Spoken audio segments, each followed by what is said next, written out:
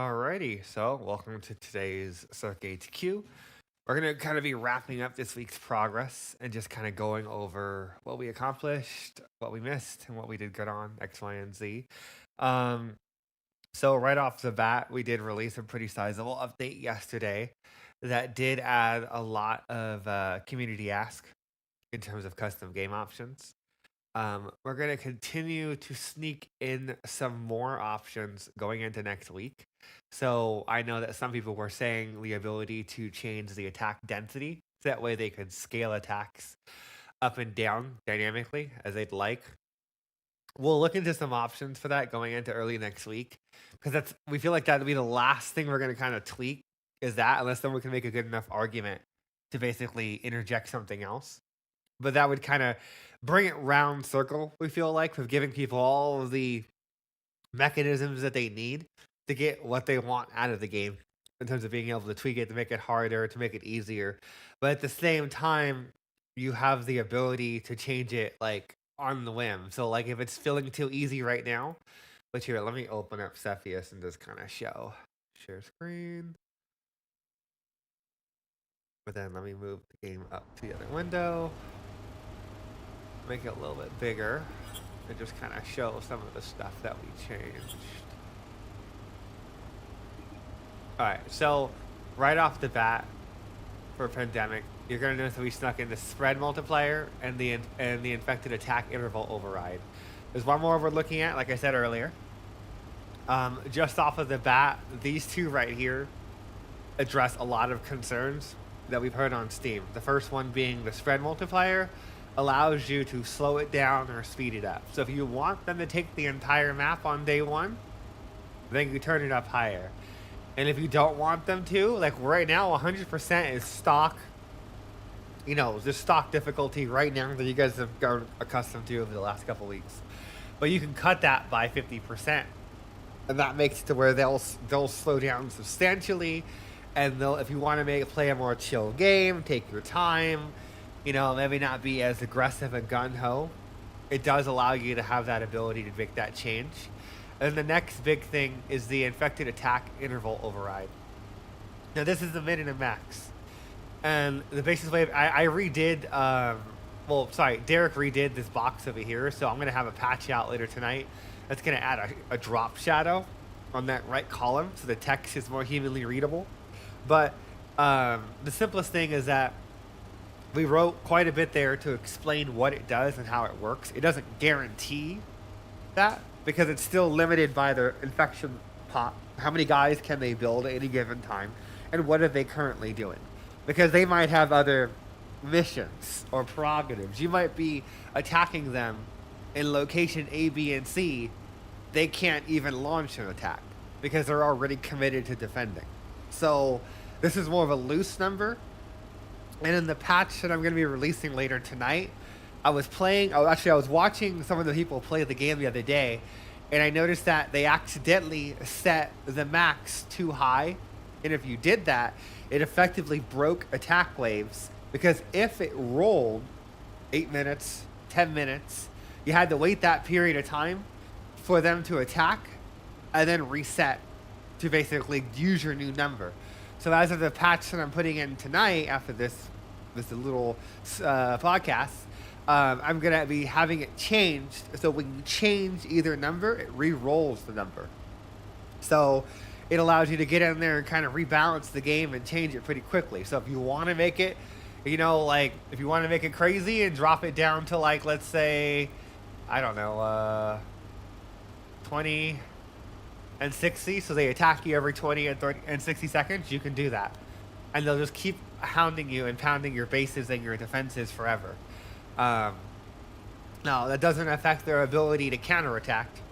That's something else entirely. It's more of an investigation defense system that we have written in.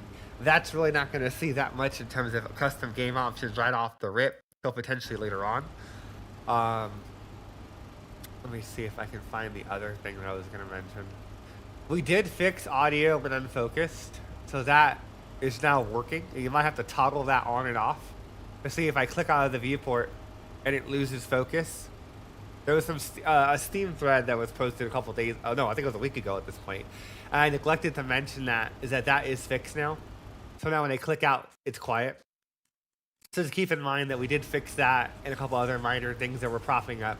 The auto saves were redone because you figure we were getting reports of people saying that they were losing their auto saves because they would play a campaign by themselves and then they would go online and play with their friends.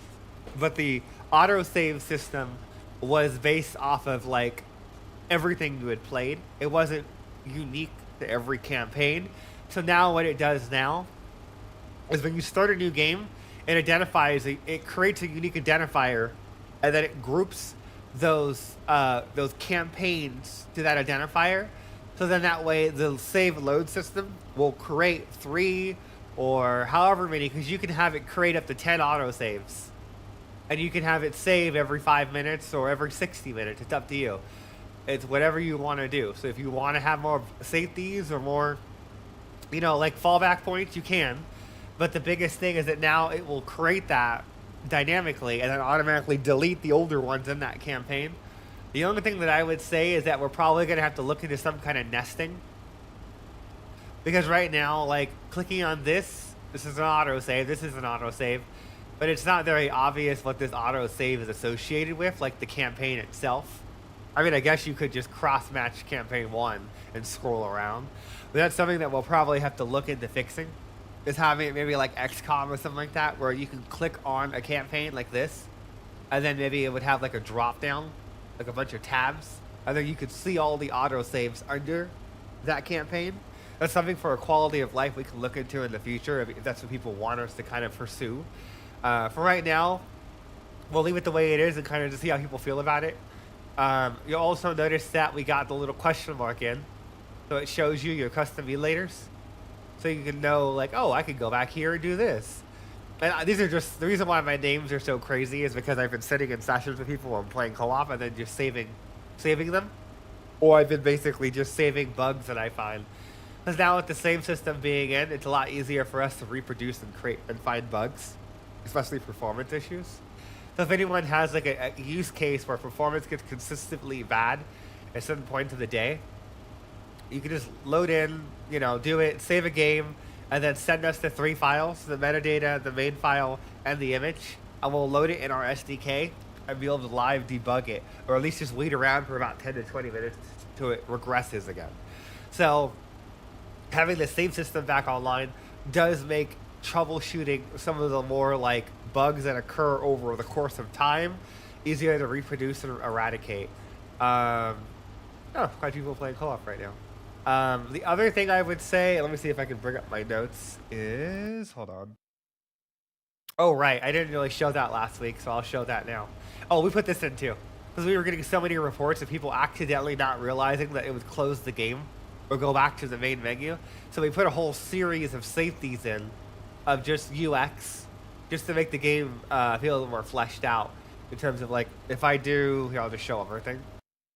If I host a game, you'll notice that basically like when I load into it, it doesn't actually show the save and load here. But then if I load into, say, let's do this one because that one loads faster. I'll just show it real briefly. And then we'll move on to the next line item. Okay. Because I don't, yeah, we had a discussion, I think it was last Friday, when we got together and we were talking about the vehicle pathfinding and trying to figure out like what kind of issues people were running into so we could address them. So let me turn down the game so I can hear myself think. I don't know if people noticed it, but basically we grayed out load game when you're basically in the game. If you're playing single player, you can host in place. If you're playing with clients, you need to go back to the hub. So we just made that a little bit more obvious. By basically making it where only when you're in multiplayer, this grays out. And then you just have to return to Alcatraz with team. And then do the thing. Let's see. Does it have it? No, that's in the other build we haven't done yet. Okay, so we're going to go back to Alcatraz alone. And then this is the other thing we did. Where basically, we put that in. wasn't really kind of documented well in the patch notes from last night, but we kept getting reports from people also from just closing the game to just going back to the hub. So it'll ask you to acknowledge as the host. If you want to go back, do you want to save? And depending on what you do, it's going to disconnect all the players just to make it a little bit more obvious what's going on. So if I save and exit, boom, it'll just save over the slot. And then if I go back to load, there it is. Black Tide campaign, exit save campaign is the name. So probably got to work a little bit on some of the naming because it's a little bit overly technical, a little bit programmy, but it does its job for the time being, so you know when these saves were done. Um, we're going to add a delete all saves button here eventually. That's kind of on our backlog. I'm putting in something for that because nobody wants to sit here and do this, especially if you have very aggressive save settings.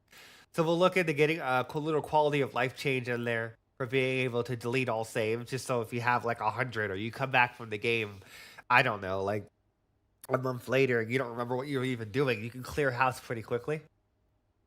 So same thing here, close server has a warning that pops up. We're going to be putting in more loading screens from what you guys have been posting in the game screenshots channel. So if you want to be a potential candidate for doing that, just make sure that you're posting 1920 by 1080 minimum, epic graphics, and I'm going to be going through and basically picking some probably every month, every couple of months to add onto the Steam store page and to just add on loading screens. So I've already added some, like all the new ones that you see are just from people that have submitted in that channel for a contest, and they've been cooking for some of the screenshots they've been doing in those channels. So I just want to say that real quickly. So the other thing is, let me go ahead and put some vehicles in. We're gonna go to the, not you. We're gonna put we'll put you in, and we'll put the Abrams, and we'll put the MRS. We're gonna delete you because that was for. Actually, no. We're gonna need you to show something off later. So we're gonna just put. I gotta figure out a better way of showing those debug boxes. Okay, we're gonna spawn in. Tell me I have an engineer. I do. Okay, so I can really quickly show this. We're gonna put this here. We're gonna put that. I can actually click properly. We're gonna slow-mo 5 for the sake of time. I have a generator there, so we're good. So one of the things that I kept hearing from people when we were doing that little like, I guess you could say pathfinding powwow last Friday, I think it was, maybe a little longer ago, was that the vehicles continually slam into the actual gates and they don't open quick enough. And they just some of their pathfinding. So I've kind of made it my life mission over the last week or so to iron out and fix some of the issues where they were crashing around these points here. And on basically both sides of the gate, they were crashing. It was basically like a priority issue where the wall had such a high enough cost to where sometimes the gate would bleed over it. And it would make the vehicles think they could go through it because this little white object here means automatic nav, which essentially means you can pathfind through it. Here, let me show them the debug. Gate. No, it was toggle gate. God damn it. I haven't done this command like I just did it last night. Hold on. Debug toggle.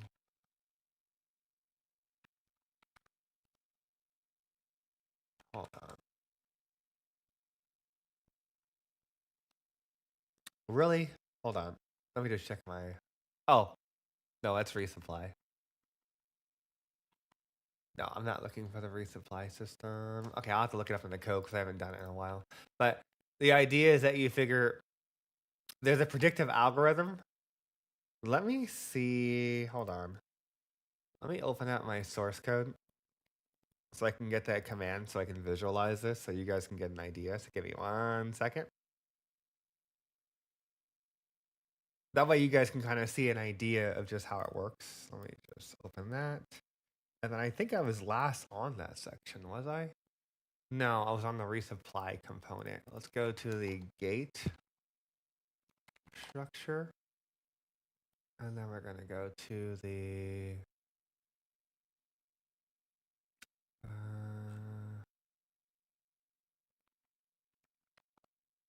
here we are. Debug gate. That's what I was looking for. Slow moment. So debug gate 1. And you're going to notice right off of the bat, there's 2 boxes. I can pause it the right frame. I'll just do it that way. So the idea is that basically it's scanning for vehicles every once in a while. Because if you do it continually, it's going to bottom out your CPU. So we don't do manual overlaps in Cepheus. We do 2D distance square checks because of the sheer amount of units in the game at any given time. Is it gives us a lot more breathing room over legacy, where we relied on a lot of manual, like beginner level overlaps, to where it was just like now we're just doing just distance checks of 2D distance square checks. Because when you have a game like an RTS, you can't just rely on like, oh, this object is overlapping that object. But what happens when you have 100 or 200 or 500 units? So the biggest thing was we had to do a lot more like raw math to just like get it to where it calculated and make sure that it was accounting for the vehicles is back and the front. Because the biggest issue is that like you'll see that little dot there and the dot there. Those are basically like the antlers of the vehicle. So the idea is that if that object touches the yellow box, then it's predicting where the vehicle is going to be in roughly a second. So like if it starts moving, it'll see how it goes out more. I probably need to tweak the algorithm a little bit, but the idea is that the faster you're moving, the more that antler is putting out a feeler to basically see like, oh, I'm going to be in the vicinity of X, Y, and Z gate in 1 second. You better open up. So that way it fixes a lot of the issues people were reporting, where their vehicles were deciding to try and Hulk Hogan through the gate. Same thing here. Because it's slower, it's going to try and like not search as far out. But if you reverse into it, the code also accounts for that. So like if I can get it to reverse, because I know that's another thing people want us to look into is adding a reverse like Company of Heroes. Yeah, I did it, but the problem is that we need to figure out the math for that because it's not as simple as just inverting everything. So it's something that we're going to be looking into long term for the vehicle pathfinding is adding in a reverse option. So then that way you don't have to sit here and do this because that's not fun. But it's more so just the only reason why we haven't done it because then you can get, if you fuck it up, it'll just basically force them to run into something. So that's the one thing that we're basically just kind of looking into long term of just kind of making it to where you can click on a reverse button like in Company of Heroes, click here, and then it will force them to reverse to that point. We are aware of it. We know people want it. It's just more so a time of just finding the right time of doing the R&D and the math and fixing all the new bugs that are going to pop up from us pushing that mechanic. So just bear with us for that. Is right now we're fully engaged in the save and load system, which I showed that earlier, is that you figure the save and load system has come a long way in the last 2 weeks as we've continued to basically just kind of add functionality and fix things. Like, for example, a week ago, let's see if I can find little Timmy here. We wanted to make sure that we were adding it like kind of layers that were like additive. So then that way we could add in the base underlying save system and then keep building systems onto it in a way that allowed us to get it to use sooner. And then like maybe if you throw a grenade, the grenade gets deleted. But now in later versions, like this one, like the one that we put in last night, if I throw a demo charge, let's say there, and then I save the game. Oh, I already have a demo, but I'll create another demo. And then I load the demo. You'll see it recreates it. Like that kind of stuff. So that's what we put in last night with small little stuff like that. It just kind of like, fleshes it out more. There is still an issue with some of the actives. Like the flare is in now, and the flare is done. So that'll be coming in tonight. And we'll be putting it in on experimental with a couple of new changes because there were a couple of like improvements that we made to the save system last night. Let's see if I can find that documentation. I mean, the biggest thing was structures, custom game option bugs last night, speculative fixes for clients, a ability actors like the combat flare, the airstrikes and the support options. I know the MO one works correctly, but the airstrikes themselves don't save and load. So that's a major goal going into next week, is making sure that before we move on to anything else, those like it's like 3 or 4 things that are missing on the list that don't save and load. Which is on the Steam post. So just for clarification, if I go here, you can see where is it? Right here. This is the current list. And we're basically going into Monday, Tuesday to eradicate and get it to a point to where we're groovy, good to go. And that way, at that point, the save system is functionally done. And we're just keeping our ears to the ground in terms of if someone encounters anything crazy, any new bugs, anything weird. Okay, so then there's that. Now, let me show some of the other toys that we've been putting in to address some of the difficulty issues. So I have an engineer here. Yeah, I do. And then I can just drag a juggernaut in. So one of the other... Oh, let me grab a sparrow while I'm at it, too. And then we're going to put a helipad in. We'll put the smaller one.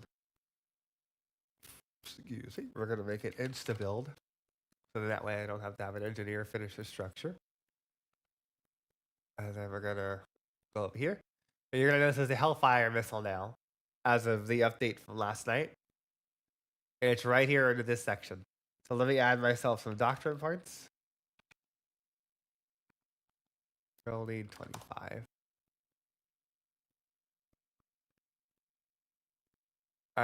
Now you have these little Hellfires that actually, they do physically actually leave the canister. And they will reload. There's a very fixed amount of ammo on them. Because we didn't want these to be like the end all. It's just another thing in your utility belt to bring down juggernauts. So if I drag him in, there he is. We're going to delete you and delete you. And then that way I can pop over here. Then we can go over here.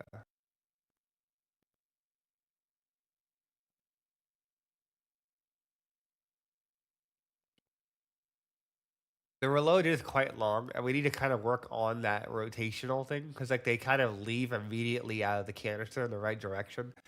I know Dimitri's been on my ass about basically tweaking some of the spawn code, so the idea is in that way, when they leave, they have to go forward for a couple of seconds, and then they curve down. Instead of immediately curving down, it's more of like a little gamey thing we do. So it's something we're going to have to seek to kind of like improve from a visual standpoint later down the line. He's probably doing a little too much, little damage for that helipad.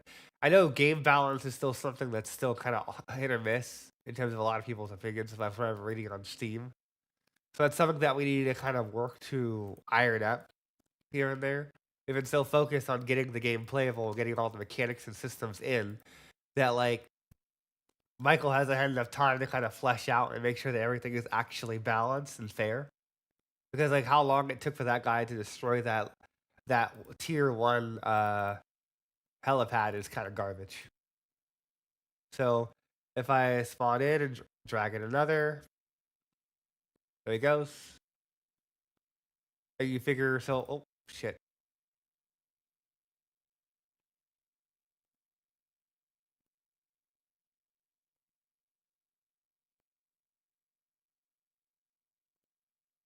So like one load basically almost kills a juggernaut. So if I guess 2 of them, I'm going to immediately eradicate them. I'm going to be looking for feedback or just opinions on just basically the game balance so we can address it and tune things up. So let us know on the Steam forums and on Discord if anything feels off or if we need to tweak things here and there. That is something that we're looking into, is the overall game balance, to get that to a point of stability towards the end of February. Let me see if I can... Oh, right. And then the other thing would be...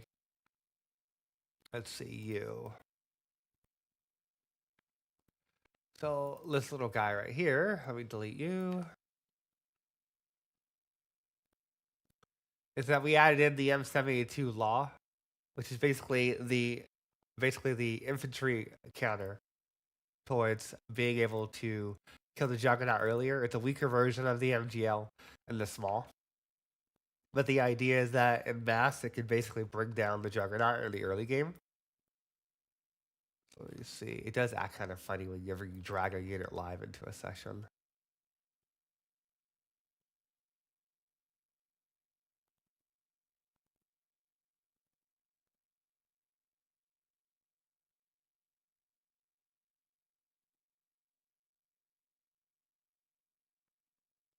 So there's kind of a law there in action and whatnot. And we're going to be tweaking and refining that based off y'all's feedback and just how it feels. Because we want to make sure that there's still a clear path. Oops, wrong one. To wanting to go for the MGL. Because the MGL was really built for mass AoE attacks. It's basically focused around like blow up guys, spitters, standard infected. It can be worked for the Juggernaut, but realistically, you want to push towards either the M107 or the small as a high end counter. Technically, the minigun and some of these other guns have armor penetration, so they do extra damage against the Juggernaut, which is why they're also in those later tiers. And then there's some of the newer icons that Dimitri's been working on for the Hellfire and for the small, for just putting those in. Those look gorgeous, so those are nice little additions.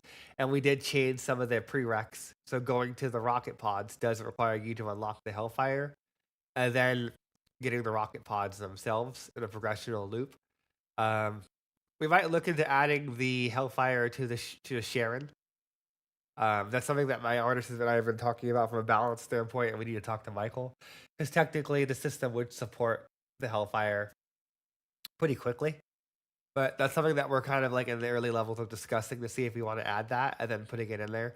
Because my biggest thing is that we need to get the game to a point of sustainability where it's done functionally, it's playable, and then we can play around with adding more doctrines and other nuances here and there.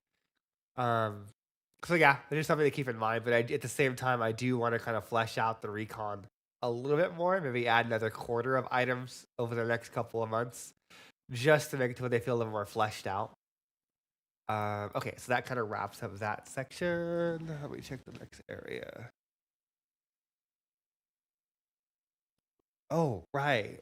I'll show that. So I know that I briefly talked about it essentially in the. Let me see if I can bring it up. So the Sparrow and the Ajax. Let's put those in. We're gonna delete these. And then we're gonna simulate 2 clients. This is the other thing. I play with a lot of Europeans over on Discord, and one of the biggest things, especially when they submit recordings to me, it looks like absolute dog shit. Because it looks like when they're playing the game, they're playing it on like dial up, in terms of basically when you're lagging. So one of the big things I was doing was setting it up so that there was client side prediction. So you can see right here, I can simulate bad network traffic, which is basically just a latency between 100 to 200 and a packet loss of 5. At that point, you need to fix your internet. If you're going beyond that point, or like there's only so much I can mitigate with client side prediction. But the idea is that if I go over here and I go half and half, a couple weeks ago, moving this helicopter with like really, really bad lag would mean that you're jittering. Like there's a little bit of micro stutter because of that amount of packet loss. Your computer can only guess and interpret so much data, and that because it's jumbled, information's coming at weird times. But it was about like 3 to 5 times this amount when you were lagging and you had a high packet loss. So at a certain point, the game's gonna rely on you to have a stable internet connection. But we did our best to basically try and mitigate that, and to make it to where like it's at least enjoyable from a standpoint of like 200 to 300 ping. Because I was playing with some of the cats from last night, or rather, I was watching them play. Quibbly, Riff, and a couple other cats that were like 300 ping, and they were saying that they could actually enjoy the game and play it when they were playing with Americans, because like looking at the helicopters wasn't like it teleporting or like rubber banding all over the place. Same thing for the vehicles. They had that issue quite a bit. So we set up some of Epic's client-side prediction and just kind of configured that. So then that way, basically the clients are doing extra work that if they are lagging, it's basically doing like course correction and adaptation and a bunch of other like algorithms to basically try and like fake the network data. It's what all the big games do in terms of like if you once you get to a higher ping, the game server can't like what's the word verify or rather trust that what it's getting it's not missing information or any number of things. So we kind of put that in there and it substantially kind of improved it. Because if I bring up StatNet, you'll see that like I have a ping of 145. Well, no, I have a ping of 345. I lied. There's 145 actors that are currently in the level. I lied. So you figure even with a ping of 337, which is basically simulating like the tail end of the spectrum of what's playable. This is simulating, hey, I'm in North America. Hey, I'm in China or Russia or Poland or some other country overseas, and it's still going to look visibly playable. I mean, you're still going to have an input delay, where like you'll notice that when I right click here, the vehicle doesn't respond for at least a second because it still has to it still has to send it to the server, and then the server is going to be like, oh, I can do that. So there's no way of getting around that. That's just the pure math of just having data have to travel over the internet. But we can at least try and mitigate the visuals. Because I know that like putting an operator in these vehicles and like driving as a passenger, from what I was told from people that were playing in Europe, was nausea inducing. Because like you figure it literally just made you want to throw up in terms of the amount of teleporting and rubber banding and a bunch of other wild shit. So we did seek to rectify that based off of just we've been kind of like biding our time, and I've been doing some research to figure out the best ways of doing it in the Unreal Engine. The helicopter implementation was completely custom, but Epic did have an early version of their predictive algorithm in our version of 5.4. I know in later versions of the engine, like in 5.5 and 5.6 and 5.7, it's a lot better because of Lego Fortnite and a couple of other recent Fortnite editions they've done, where they've been pushing chaos physics and the simulations and all the other stuff more heavily for like their build a block Lego vehicle crap. Well, we benefit from that. So one of the biggest things is like later down the line, we're gonna have to look into updating to the latest version of the engine once the rebuild stabilizes after civilian evacuation, dynamic civilian groups, and some operator polish. Probably take like a month or so to do an evaluation period on 5.7 or 5.6 because the performance gains are huge. They move the networking system over to Iris. So it's a newer network model. It does replication graphs. It's great for RTS games because then we can associate network traffic into bunches or clusters and then be able to update those based off of like a bunch of other extra metrics that they've been pushing. That's something I need to research and look into and just kind of figure out a way of doing. But those are things that are later down the line going into Q2 and Q3 of this year. The biggest thing in our mind is getting these guys so they're not idiotic because you figure in the next 2 days, ideally, we'll get to a point where the vehicle, sorry, rephrase myself. The loading and saving is stabilized around Monday, Tuesday, and we can finally move on to the vehicle pathing, bugs, and quality of life. Now, I'm open to opinions here and there that are reasonable in terms of basically like I can't like put in a bunch of crazy stuff in right now, but I'm looking at simple quality of life that save you guys is time, or rather respect your time a little bit more. Like as simple as like when I showed earlier that let me go away. I am done with that testing. So then that way, like I could go here, and if I build a wall section like this, I want to get with Derek, and we're gonna figure out some kind of way of making it to where if you click on this wall, since both of these walls are double walls, or rather the full length of walls, I should be able to click on this wall and have an option or hover this, and it will show, oh, the upgrade, I'm going to change this wall or this wall to a vehicle gate. Or if I click here, it's going to change this wall or this wall. But if it can't go right, it'll go left. Something along those lines, the way it would just show a hologram and allow you guys to upgrade to the vehicle gates. Because currently, as it stands right now, I'd have to just do this, which isn't the end of the world, but you still lost money. And it still is fitted to fit that. So we got to figure out the math for that and just kind of iron that out a little bit here and there. Because I think that would add a lot more replayability and just kind of flesh out some of like the quality of life. we did put in like these buttons because a lot of people, for some reason, were thinking we didn't have a grouping system on like the Steam reviews or whatever. So we did make it to where it was more obvious that the grouping system is always present by having the numbers here. Because previously it would only show it if you actually assigned a group a month ago, then it would show 2, 3, and 4. But that was just clean for the sake of cleanliness, and it was just not conveying from a UX standpoint what the fuck we're doing. So we did put this stuff in. The population meter right here will come online at around the same time as civilian evacuation. So as it stands right now, we need to take another week, maybe up to 2 weeks, to fix the last remaining critical bugs, vehicle pathfinding, performance, and just small quality of lives to where when we do act on civilian evacuation, we're not going back and forth. We're not cutting our time at 50% bugs, 50% civilian evacuation. Because from the time that I start civilian evacuation to the point that we get it out to you guys, I want it in a very limited time window of a week. And we just put it up on experimental for that week. Extreme disclaimer, does not support the save system.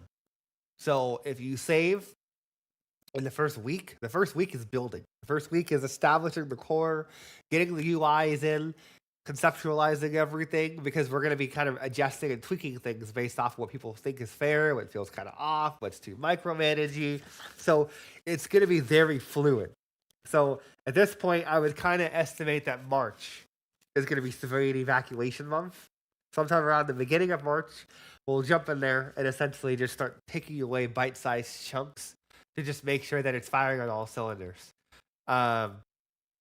Okay, let me check my notes here. Hold on. There's a couple other points I wanted to hit upon before I move it up for Q&A.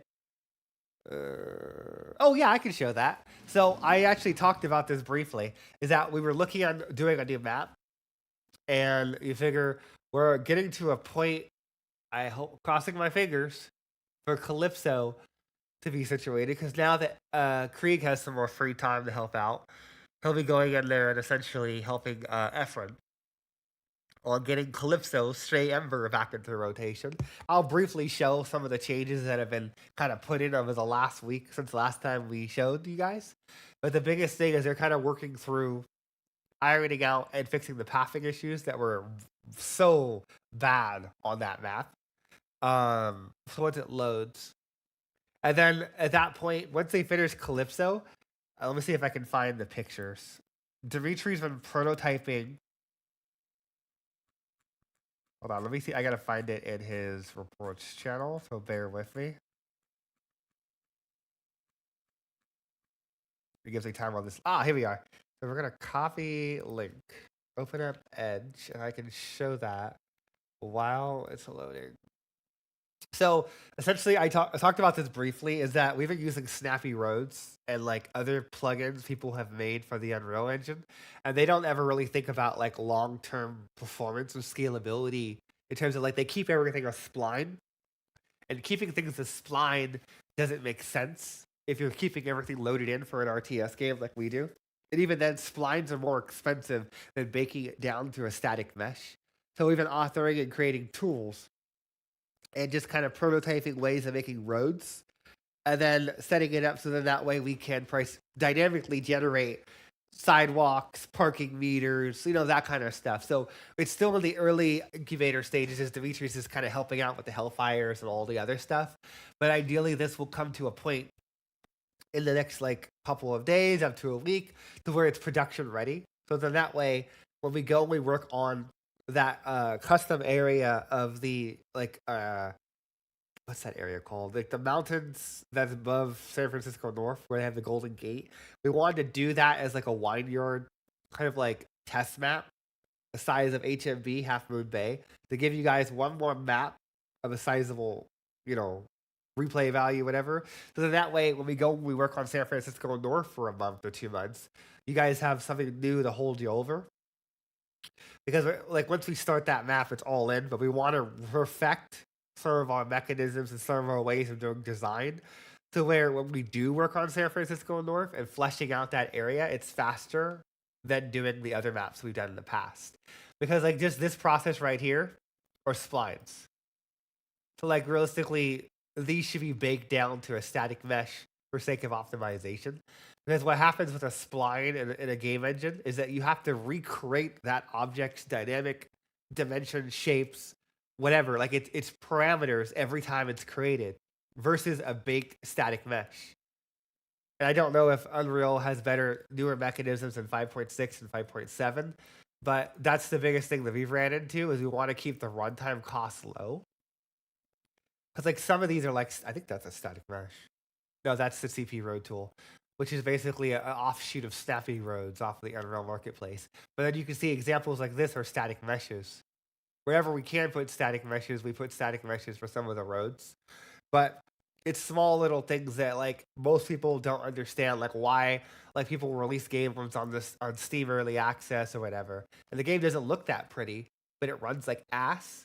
Is because the underlying foundation was not made for scale. It worked, but what worked doesn't mean that it actually is going to perform, if that makes any sense. And that's one of the biggest things that we've learned over the last 5 years of being in early access. The reason why the rebuild exists. It's one thing for it to exist, another thing for it to like perform correctly and like be scalable so we can build on those systems. So you can see this is the new map, or rather the rebuilt map that we've kind of been slowly but slowly chipping away as efforts just kind of processing through you guys' bug reports on just pathfinding and navigation issues. They're slowly but surely kind of filling in these areas. I'm crossing my fingers that we can get this out to you guys by next Saturday, by next time we meet, because most of the landscape work is done from what I've been talking to Efren and his reports channel. And like the juggernauts and the vehicles and everyone else, they have enough like space to get around now, because that was another issue in Legacy. If you boot up Legacy, you look at not Half Moon. If you look at Calypso, that's the older version of this map that they've been basically just kind of tuning up and cleaning up and just reworking. So you guys will have a lot more points of interest and a lot more interesting areas to navigate. I think that is going to eradicate a lot of the whack-a-mole situations where the older one would had a lot of nooks and crannies where they could go and hide, and then you wouldn't even understand where they came from because it was like fucking horrible playing on the older version of Calypso. I think this entire Steam thread's dedicated to Legacy of people saying how horrible that map was because of it was just not fun. So at least at this point, you have these little valleys that carve through that kind of give you your own little bridge to defend. Like it's not a bridge per se because you can't destroy it, so the infected can still kind of transit around you. But you'll have teams that can take plateaus, so you might send one team here and another team there, and then you set up like a base defense network down here, and then you cede the city to them. Or maybe you just take the airfields, so you have one team in the south and one team in the north, because you have this airfield here, and then you have the other airfield over here. Limited entry points, easy to secure, perfect for civilian evacuation. So then that way, like, you can kind of work around whatever, if you're playing by yourself, you're playing in co-op, we're trying to give people meaningful choices of how they can kind of engage with the game and play. Enough like variety in the actual scenarios that you're playing on. So I think this will go a long way. And then the other map that we'll start production on after this map is wrapped up in the next week or so, we'll push it another way. It'll be more open. There'll be more valleys, more forest, more vineyards, like that kind of area. Where it's like the knifer. That what they call the wine in California, essentially, is the simplest way of explaining it. And that'll kind of be our last map that we do before we start San Francisco North. And if you don't know what I'm talking about, load up the current rebuild and go look at that bottom left corner of the map. And that's going to probably take us at least 2 to 3 months. So that's why we're like trying to get as much content in the game as possible in terms of the other map and this map being in there in rotation. It's playable, it's balanced, so then that way we can go off and work on that map. And then maybe in another month after we start production of that map, we can put a little custom game option in where the infection can start to spread on those areas.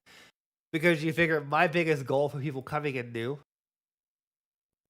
before I move on to the other thing, I'm going to do that really quickly, load this up so you guys can see the context, is making it to where Treasure Island and Angel Island are tutorial islands. They're the baby islands that you go to turtle on. Chelsea is no longer going to start on those islands in the main course of gameplay.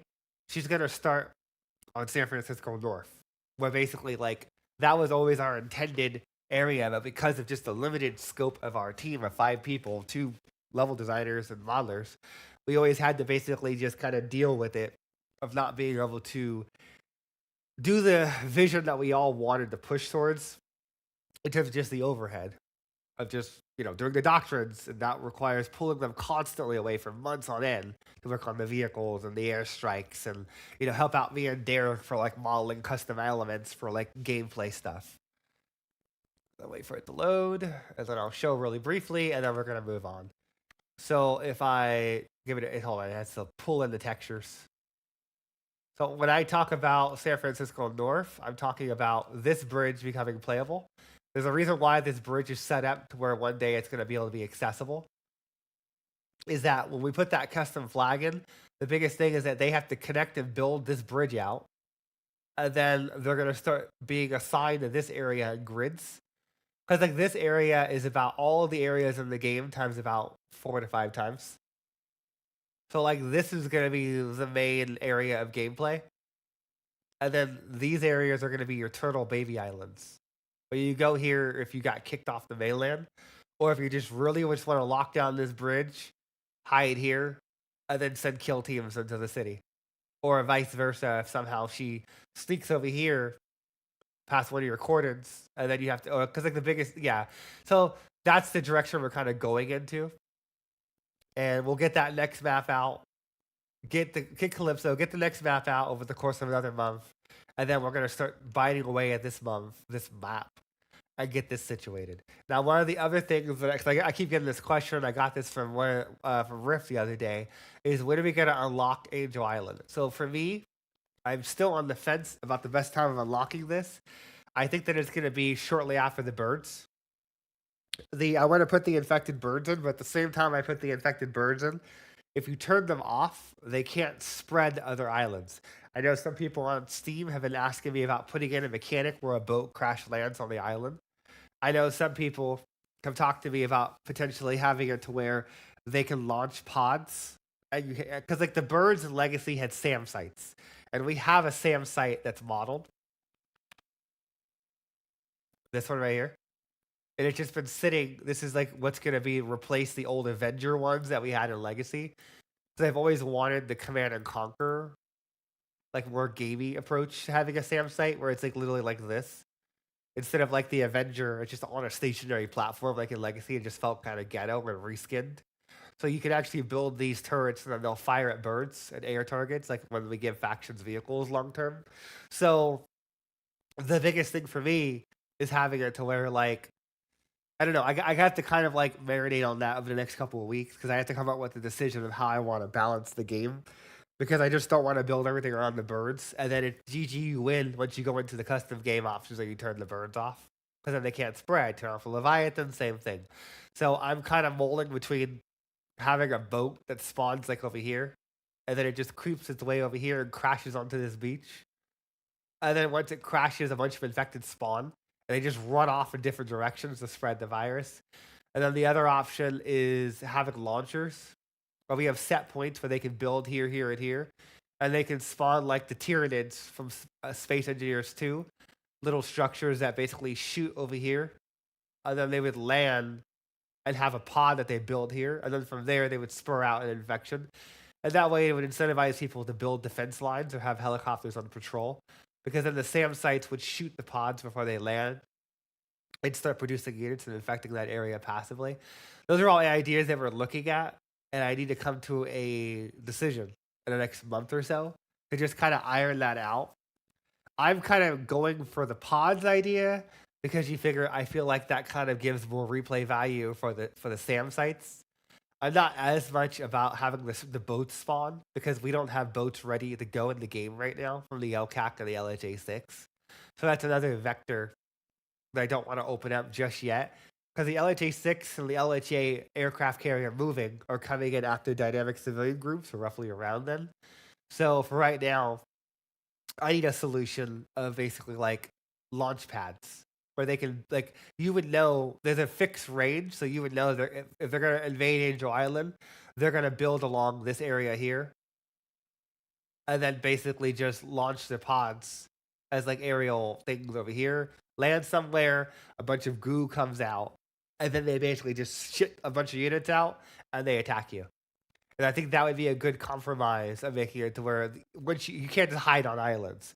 Because I know a big complaint from like even Remy, Downtrodden, or the other YouTubers that have covered the game in the past, is everything comes down to bridges. Everything's about bridges. You destroy the bridge, the game is over. You win, GG. It's boring as fuck.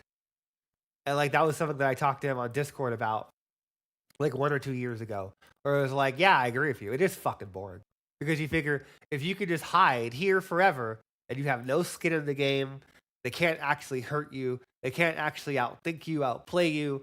We need to kind of consider giving them other mechanisms to where, like, even that system could be employed here.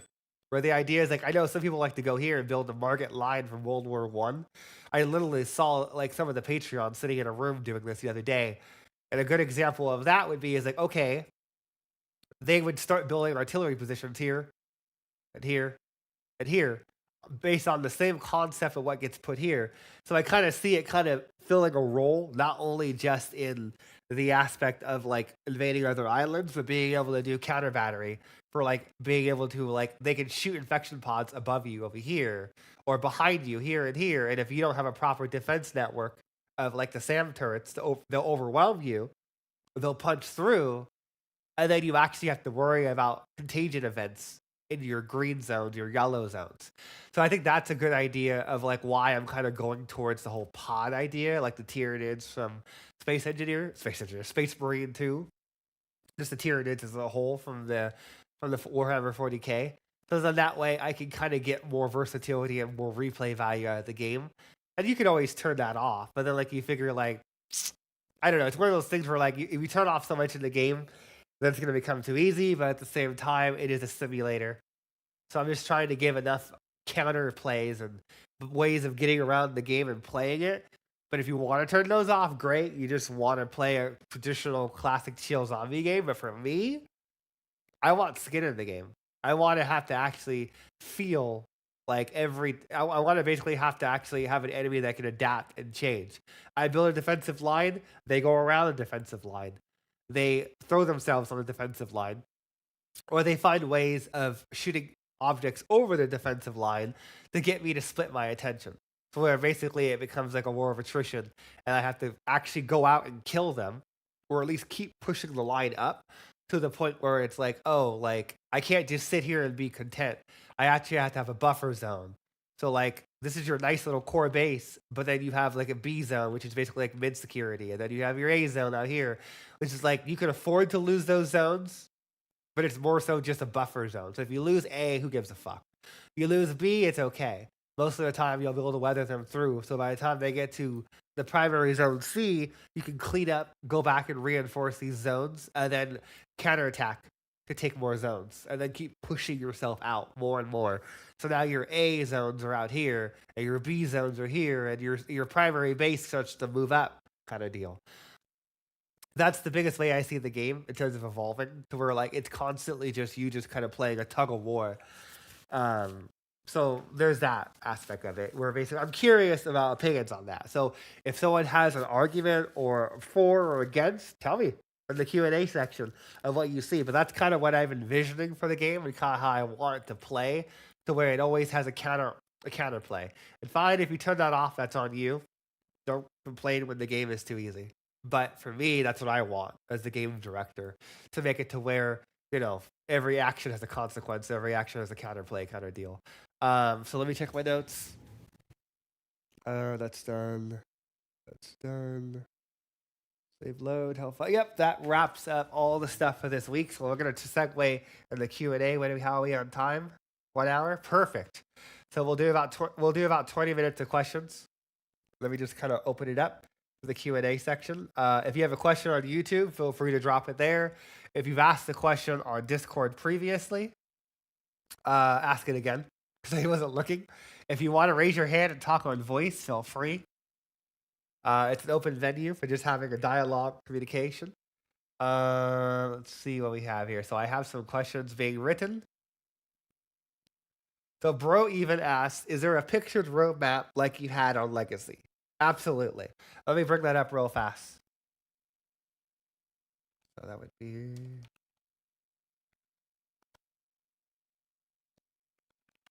Well, that gives some time for other questions to be dropped in too.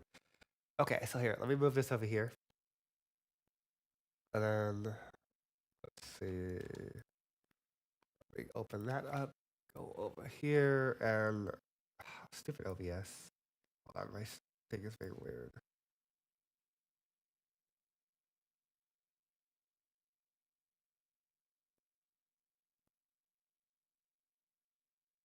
Why does it always do that when I Google it? Hold on.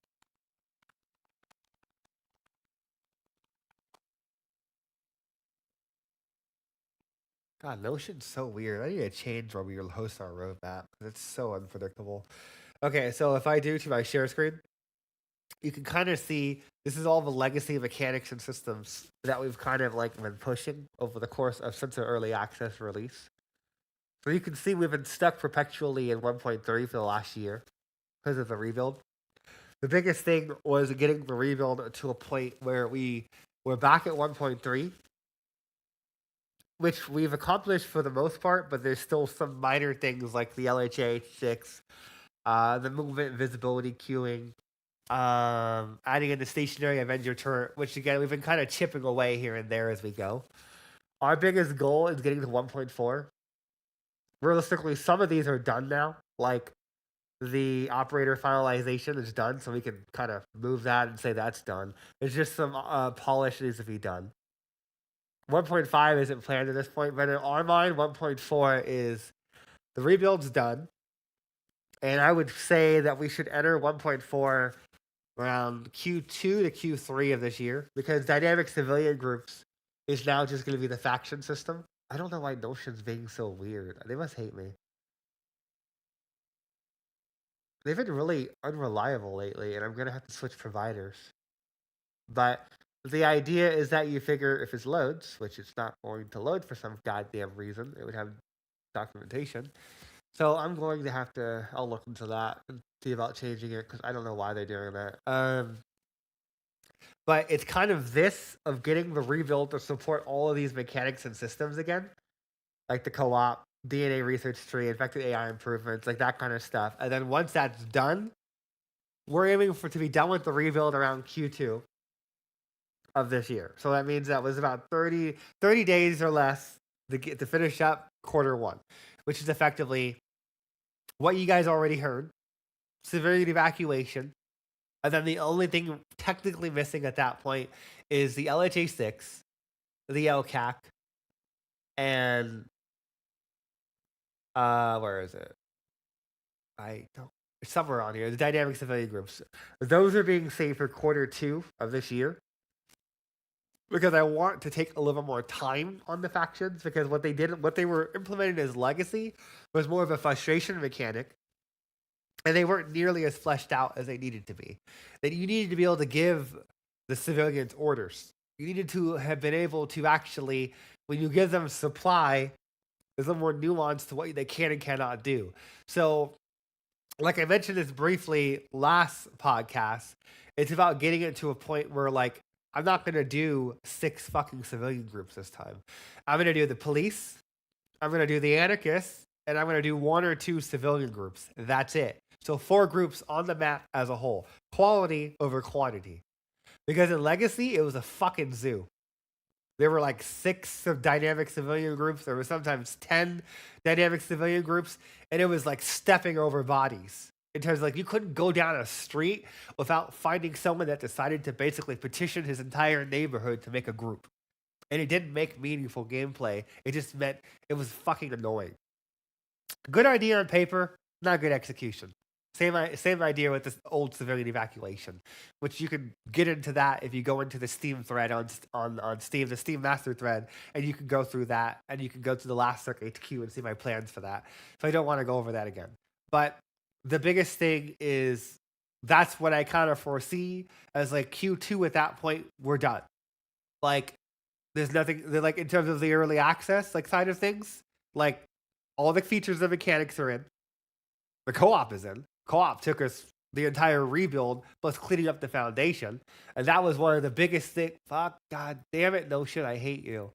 So that was one of the biggest things for us is getting that co-op. God damn it. I'm just going to stop clicking on shit. Is getting the co-op in because that was huge for us. That was like one of the biggest things people were always adamant about is when is this coming? When is it going to be in the game? And that's now finally in there and tweaked. And now we can build on that over the next, X, Y, and Z. So it's Q2. And then at that point, we're going to start doing the campaign. And then at that point, that's early access.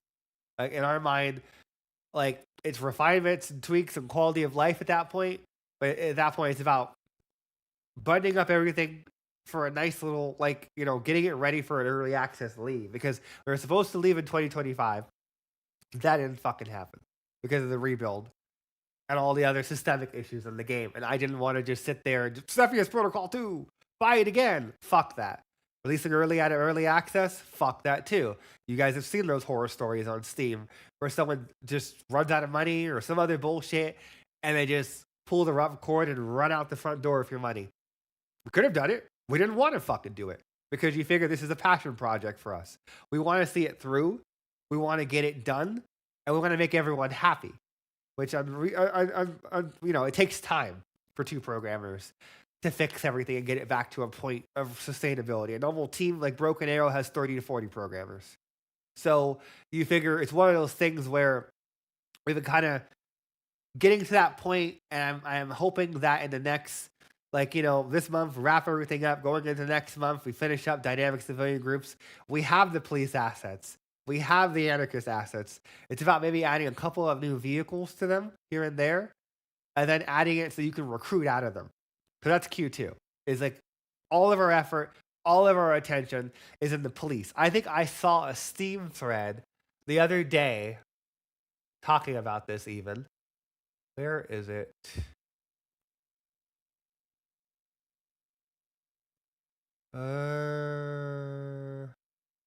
I think it got buried. I'd have to find it. Oh, here it is.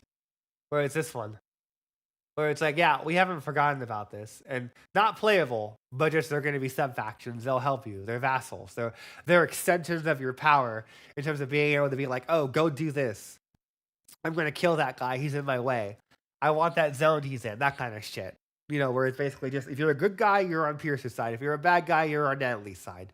Reddit was basically good and evil. Simple. Arbitrary. Like the old Fallout games, where it's like, if you help civilians, you're going that direction. If you like to kill civilians, you're going to probably go in the other direction. And not make too much nuance, make it very simple and straightforward of who you're going to work with and who's going to hate you. So let's go into the next question because you figure, what do we got here? Let me go back to Q&A, go to YouTube. All right, what do we got here? Let's see. Let me scroll up. So, bro even asked the question, or rather a statement of like, he'd like to see a dig-in option for heavy gunners, surround themselves in sandbags you visibly see them make. So I'm assuming you're something like a deploy. Basically, you'd like to see maybe a little bit more of an evolution to the deployability, where deploying a sniper or a heavy actually entrenches them, so it makes more sense of why their arc is limited. So like they're kind of like putting down sandbags or little fortifications coming up, and then that way when you undeploy them, it goes away when you deploy. So that way it adds a little more protection as well. Maybe it buffs them from those directions. Like that kind of stuff is what you're saying. And I'll give you a second to reply back to that. So the Reaper asked the question, is it the civilian evacuation going to be more like the micromanaging or more crowd bus? More crowd bus. So for the person that asked that question, go to this thread. And for YouTube, go to that thread that addresses everything ad nauseum. So that way people that come here every week doesn't want to murder me. Because you figure this right here, this post covers every question you might have for civilian evacuation and my plans for it in post 19. On a CERC HQ 2 weeks ago. For about 10 minutes, I blab about my plans for basically civilian evacuation.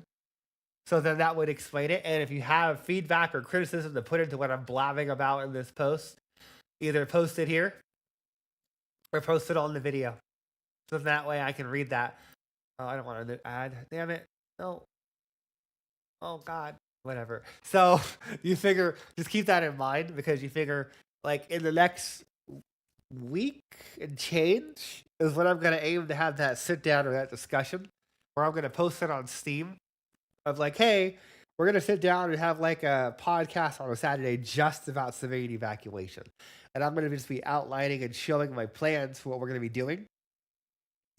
And then that way, it'd be the last time for people to kind of get in there, interject their opinions before we go and we take all of that information and all that feedback and we apply it for the rebuild, which would be sometime in the first week of March at this point. Okay, let's see what we have here for questions. Let's see.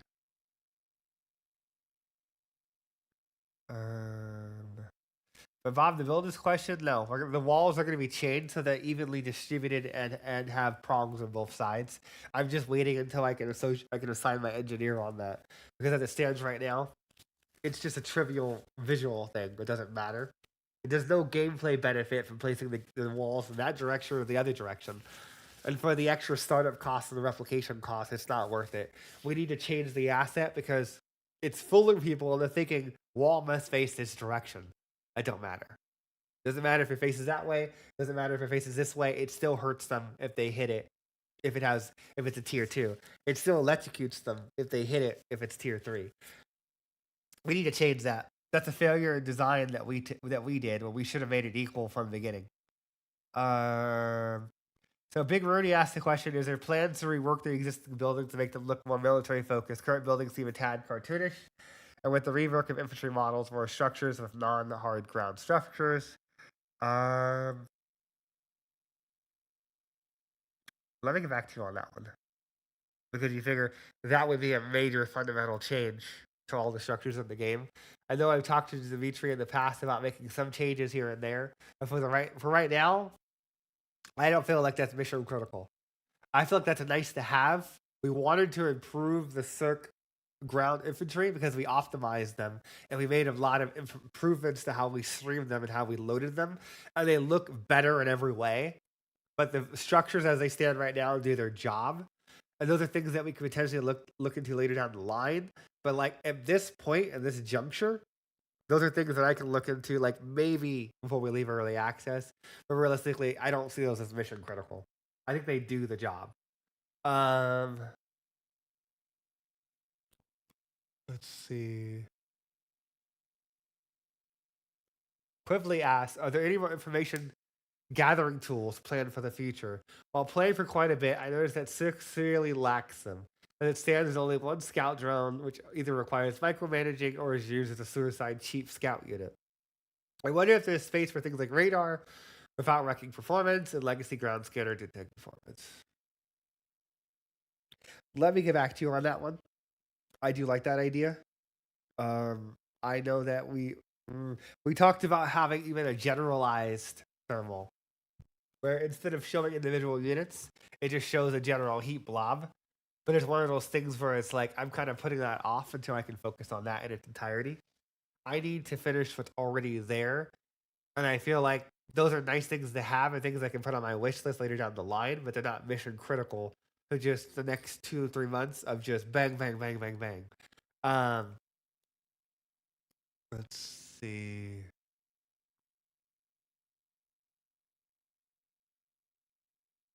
Oh, are you that? Wait, so bro, even are you that YouTube channel that I watch every once in a while? I was actually going to email you to see if you wanted to be in the content creators program. I'm gonna add that tag to you. I didn't even know that was you. Here we go. I put you on the content creators tag because me and Krieg had been seeing you post videos about the game, and you've been doing like walkthroughs or whatever. Like, we could put some of your stuff up on the homepage too for the game, just to showcase your channel, because like, you do some really good like quick TLDRs. That's probably like, so DM me and we can figure out something about that, about like putting you up on like, the homepage of the splash screen for like your little quick walkthroughs that you do that are really helpful, because they help me out for just kind of seeing what people are concerned about and what they want done. Okay, so let's see, what else do we have there for questions? What else you guys got for me? If I missed it, copy and paste it down. And on YouTube, same thing. If you guys got any questions, you guys think for things you want me to address, copy and paste it down. I'll address it to the best of my ability. I'm gonna give us, if it dries out, I'll give us another 10 minutes, then we're gonna wrap it up. So let me start my timer. And of course, my stream deck is being stupid.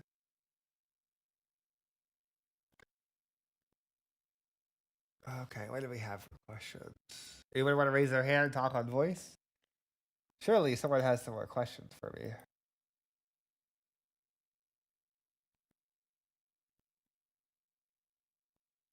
God, they always break the stream deck.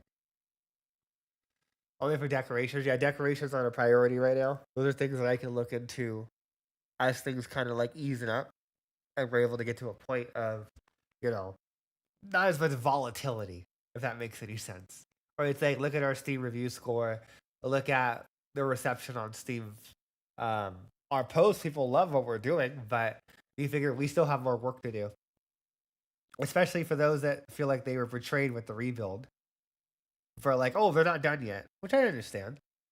It's just the reality of the situation is we just have a little more work to do before we can start to kind of add on some more ironing it out here and there.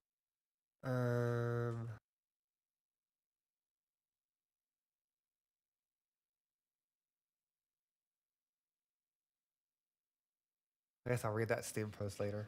Someone made like a Steam post I have to reply back to. With a good little opinion piece for perspective. Oh, more questions. Okay. So, can we get back dynamic animations? What does that mean? Can you explain that a little bit more?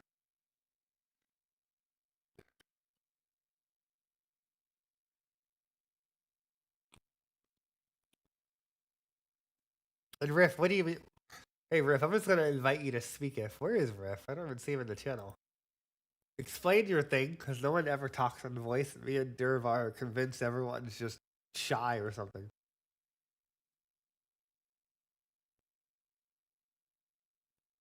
Hello. Hit me with it. What do you mean by that? Explain. So right now we have the recon drone that we can send around. I think it was Quibbly who kind of touched on it earlier. Would it be feasible to like have like a camera basically on the bottom of it to where it can see a certain amount of what's below it, and you can actually either take like that screen feed and pull it to a second monitor, like display it in a second window, or is it possible to like have it stream to like the back end and you can pull a URL, paste it into like Firefox, and then actually see what your drone is doing on a second monitor? Because that way you can set it to do like patrol points and go about your day. If that makes sense. What do I think about that? See, you're talking about the scout drone, right? Yeah. Arma has that? Is there a parallel? Is that an Arma thing, Riff? Or you got that from or no? No, I just thought of that, but it very well may be an Arma. Let me think about that because you figure I like that idea. Because I know that some people, the problem with Legacy is that the scout drones in Legacy were untouchable. So people would just bloat them all over the map, and there was no basically skin in the game. Yeah. We knew everything was going on at all times. So we ended up dropping their altitude down so they could actually be targeted. Because like scouting is meant that you get in, you get out, and you don't just linger for too long. Because they're not going to always have spinners. So like you figure, if you stay out of the major lanes of combat, technically your drones won't be targeted unless you park them next to a spine thrower. Let me think about that because you figure I do like that idea. I just have to figure out. I'm not sure. Because you could then take that and even apply it to like operators to where if you have like operators running on the ground, I can pull Quibbly's feed and see what he's seeing from his screen or something like that. So is your primary aspect is like the operator extension or more so the RTS as well? Do you see it being equally useful in both areas? Yeah, I guess. I was thinking just for the RTS, but I could see it being helpful for the operators too. Yeah, because that's not too hard to Some of do. us are more like supporting players who just kind of lurk about, and they're like, "Yo, there's something going on over there. Hey, Quibbly, turn left." Yeah, that's a joke. Let me think about that because you figure I think I have an idea what you're talking about, like Ready or Not or SWAT 4 back in the day, where you would basically have like a camera feed and you could cycle between them. Because I know me and Michael have talked about that here and there. Is having it to where operators can at least see what other people are seeing, or at least being able to have it to where you could view because the operators just feel disconnected from some of the aspects of gameplay. And I have my plans for resolving that before we do severity evacuation. Is I'm going to take a good solid week or two to iron them out and improve their integrations with some of those systems. Um, But the operator would be like a very much like a secondary thing because yeah, yeah. it's Let me an think about RTS that. game. Yeah, let me marinate on that because you figure I gotta figure out. Yeah, I gotta think. Let me think about that. That's not a bad idea though. And then let me. CERC commanding officer asked a question. Let me see if I can find it. Did you explain what you meant by dynamic animations, CERC? Or if I just invite you to speak, because like I don't get what you mean by that.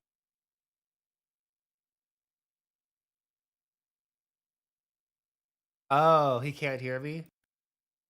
Fuck. I'll just type it in channel. What did you mean by dynamic animations? Whenever he replies back, I'll go from there. Let me see what the other questions that we have, and then see where we're at for the timer.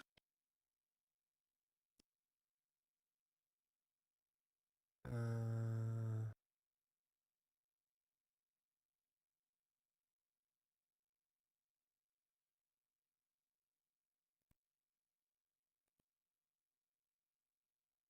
okay, so Azire asks, any info on operator abilities having construction is great, but it would be awesome to use it in operator mode again. Curious.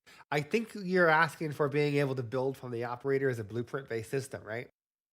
Azire? If I'm saying your name correctly. So yeah, that's coming. That's part of that's part of that polish period I want to do.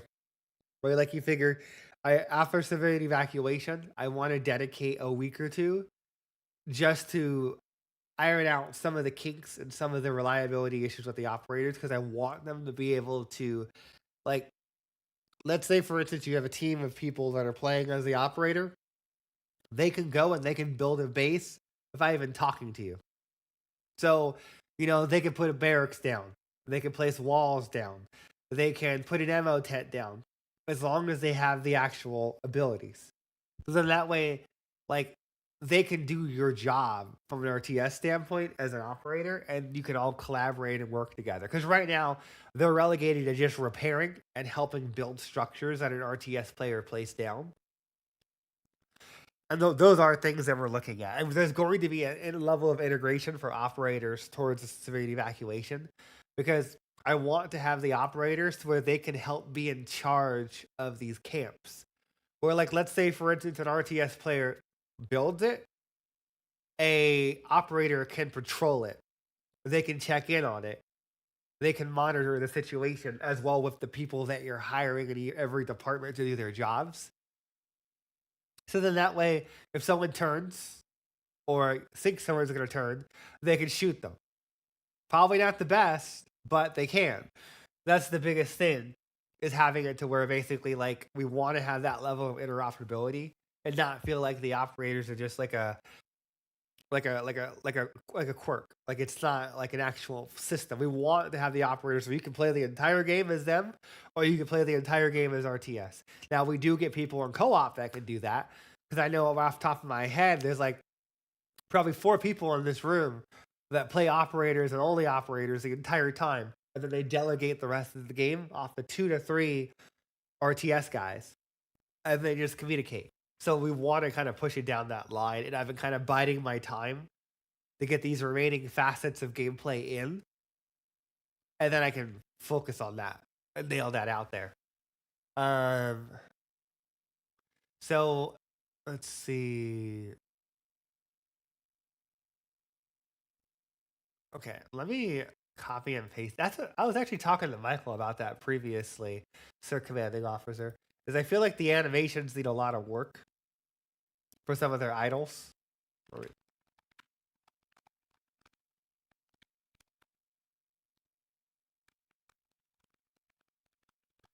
I just documented that at Michael's channel because I still feel like we do need to do a little more polish from there. I agree with you.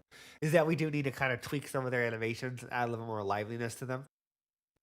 So, yeah, that's something we'll look into because I want it as much as you do to kind of help the immersion. Um, Azir asked another question. When using operators of a squad attached to the same unit, can we get a squad contextual to set unit priorities like ROE, follow, defend? Are the abilities getting touched soon? Construction is good for RTS, but I'll be able to make a sock at least. Yeah, yeah. Those are all things that we're looking at as part of that operator polish after civilian evacuation. We're using the operator of a squad. So like SWAT 4, ready or not, is what you're basically saying, or like even armor, where you have like a box that drops down, and then you can assign like things to your squad, whether they be like orders or whatnot. I think that's what you're getting at, and that's kind of what I envisioned for kind of fleshing them out. Because the squad system as it stands right now needs some refinement in terms of how it's visually shown to people. And just generally like making it to where the RTS players can recruit their own units into squads. They don't require an RTS player to replenish their losses. So those are all things that I'm looking at long term. So yeah, Northy, you're absolutely correct. Playing as an operator mode in single player is incredibly hard. Like, and that is something that we're gonna seek to rectify going into the future. Right now, playing as an operator for longer than 5 to 10 minutes is detrimental to your expansion. It's more so just meant for immersion and quick little get in and get outs because you can still take control of the situation and basically like save a battle, do a counterattack, and then you jump back out because you can always play more confidently than an AI shooting his gun versus you taking control of the person and doing the job yourself. In single player, it is mostly relegated to one-off skirmishes, one-off battles, and then you have to leave. We're gonna look into basically doing like what you're suggesting long term. Like that's not in the whim of the plan as it stands right now for Q1 and Q2, but those are things that we can look into going into like leaving early access, a small little quality of life, or even just trying to fit those in towards the end. Because I'm finally so happy that we're getting to a point in the next 30 to 45 days to where we can finally start to finish up what's missing on the roadmap in terms of like we've been just adding what was already in the base game and improving it and tweaking it and making it better. Like doctrines is like 1,000 times better. Yeah, I think in the old doctrines tree there was like 12 items. In the new one, it's better in every fucking way, but there's still work to be done. To where it's like I'm kind of taking it in bite-sized chunks so we don't overwhelm ourselves. But yeah, like I personally can't wait for that. And Silver asked the question: will we be able to capture abandoned civilian police anarchists Vix if they're not destroyed? You're only going to be able to destroy them. There's not going to be any kind of middle state for the civilian groups. The biggest thing for the civilian groups that I'm planning on for going into Q2 is making it to where you can effectively make them your like ally or kill them.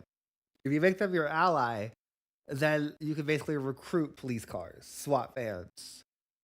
You can recruit their units. Kind of like the idea that we had in Legacy, where if you allied with a dynamic civilian group, you could recruit like their militiamen and their like guys, like cheap partisans. Because basically that was the equivalent of you taking the neighborhood, arming them, and sending them out to fight your wars. Because they were cheaper than assaults, but they were cannon fodder. So they would die like left and right. And realistically, in Legacy, the best way of doing it was to find a militant camp, cozy up to them, and then recruit their units. Because they were the closest that you got to an assault. And they had a lot of survivability. They were like half the weight punching class of like an assault in terms of power level. For any other questions? Any plans to make the civilian prop vehicles destructible? The possible destroy model left on map is what Big Rudy asked.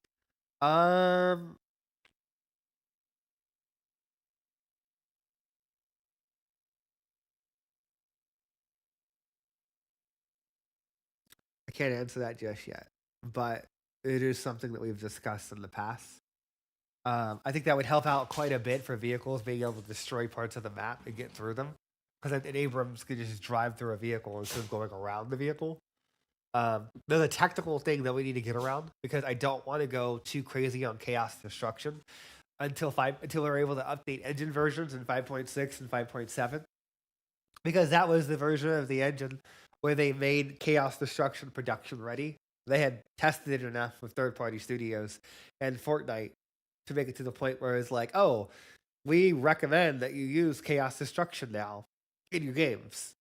You could use it in a 5.4 and 5.5 and 5.6, but it's kind of use it your own quills, and like it wasn't done yet. It's just unfinished mechanics of the engine that they ship for you to just kind of give them feedback and just kind of use in your games, but like they don't recommend like mass production like a live game like our game. So yeah, I can let me come back to that because there are going to be doors that open in Q2 to Q3. Now, from I'll say this from a financial standpoint, like the co-op and the merge has been huge. Like you figure we've seen like a huge growth to the game. We've seen a huge amount of players coming in that have never played the game before, 2 to 4 times what we've gotten before. So now, from that increase in income, that's going to be deployed for our contractors, for bringing on new people, and for basically getting the game done quicker. Because we leverage working on this game with our day jobs. Most people on the team work 2 jobs, and then they work on this when they get home, or they work on it on weekends. So you figure one of the biggest things for us, and like I mentioned on that Steam post, the rebuild hurt us financially massively. Where it was one of those things where it was like, now by flipping the builds, and even if there is some negative animosity of the missing features or mechanics, ultimately it solved the problem and allowed us to basically bring more people to have more time on the project with the Patreon help and all the other stuff that we get to basically get the game done quicker. And to basically, it's almost like a morale thing, validation, where basically it's just like, oh, people do like what we're doing. They do like the direction we're going in, and we just need to keep pushing it and keep refining. So some of these questions that you guys ask us is as simple as just like, okay, I'm gonna write that down and I come back to it later. To where it's like the flying infection unit, that's coming next week. That's the birds. So I see infected birds, so I can properly fuck people like to hide in the little corners of the map. So like after we do the save system, and while Derek's doing the pathfinding and some changes or whatever, we're gonna be working on the infected birds and getting them in. You'll be able to turn them off, but they're not gonna be how they were in Legacy. There's going to be some changes in terms of how they spawn, how they operate, and when they come in. Because the spitters and the juggernauts have been counting as anti-air counters. Now we can loosen up some of those restrictions. Maybe not spawn as many spitters. And have them know, if you're massing helicopters, start massing birds. Build some spitters. Build kill teams basically where they hunt you in groups.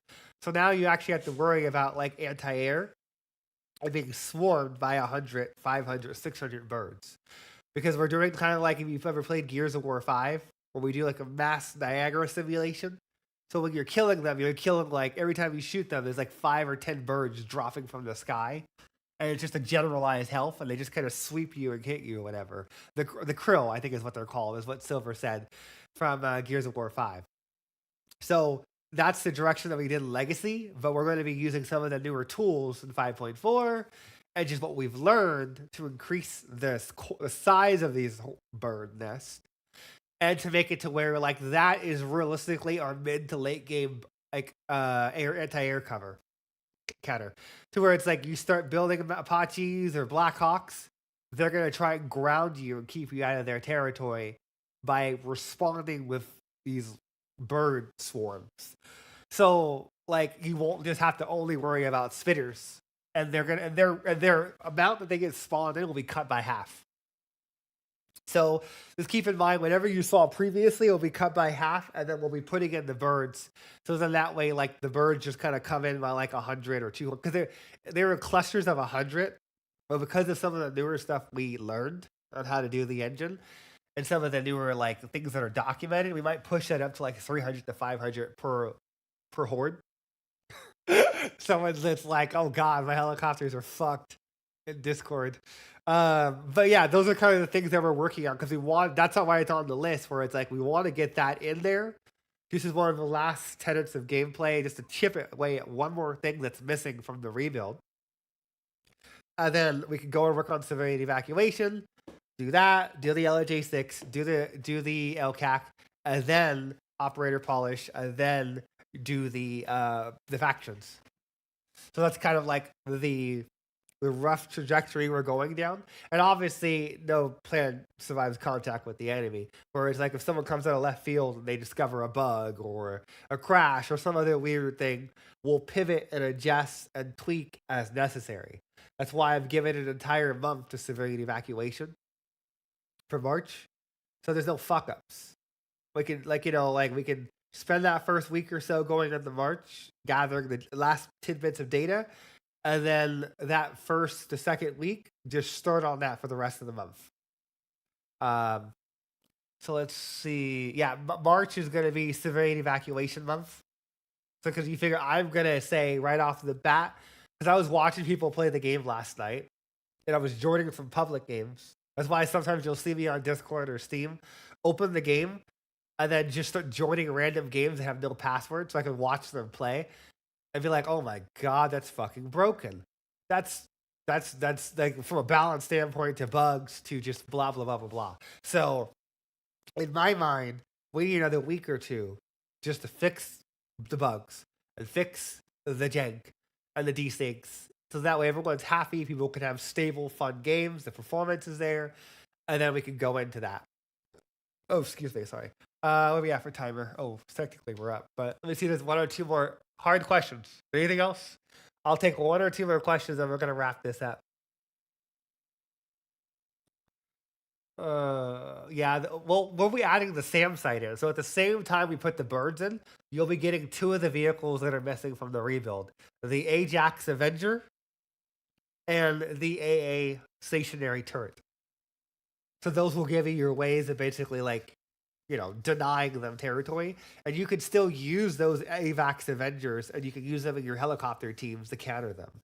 Because then you can have, I don't know how you guys play, but generally when I play co-op, I have people that are in charge of certain roles. So like those guys are air, those guys are artillery, those guys are infantry, that guy is armored. So that way you have your armored and your air just communicating. So that way they're like, oh, we can keep coverage and grid A and B, but once you go into C, you're on your own if birds come. But they can pull those birds into the kill zone, and murder them basically. Let's see. So what do you mean by that, Reaper? By will the AA rework to what you show earlier? Can you elaborate on that a little bit before we wrap this up?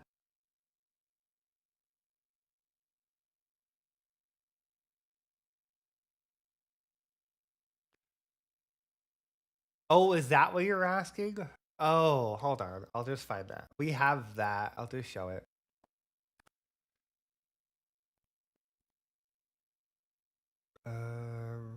Yeah, here it is. It's one of these. Let me just put it on the map so you can see its scale. I still think that we should make it slightly larger, but that's generally how it's gonna look.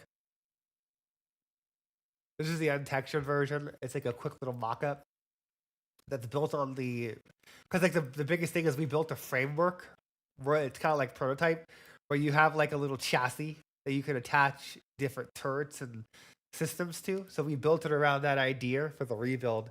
So we would have that kind of setup. And that's the general gist. So that way these things just pop open and then missiles just fly out and they just automatically passively track and shoot stuff. And then that would lead into like the infection pod idea that I was discussing earlier. Because then what I'm just kind of brainstorming, you would be encouraged to build defensive networks like say this. So then that way, if she's over here on Angel, and she's mounting like at preset positions to launch infection pods over, then when they come flying over, your AA would lock on and shoot them basically and destroy them before they hit your area, depending on if you have enough to shoot them down. And they just blow up in the air. But the same idea for the birds, where you would have to basically just have them in key positions or rotate around with the Ajax Avenger. I think I have that. Let's see if I can find that.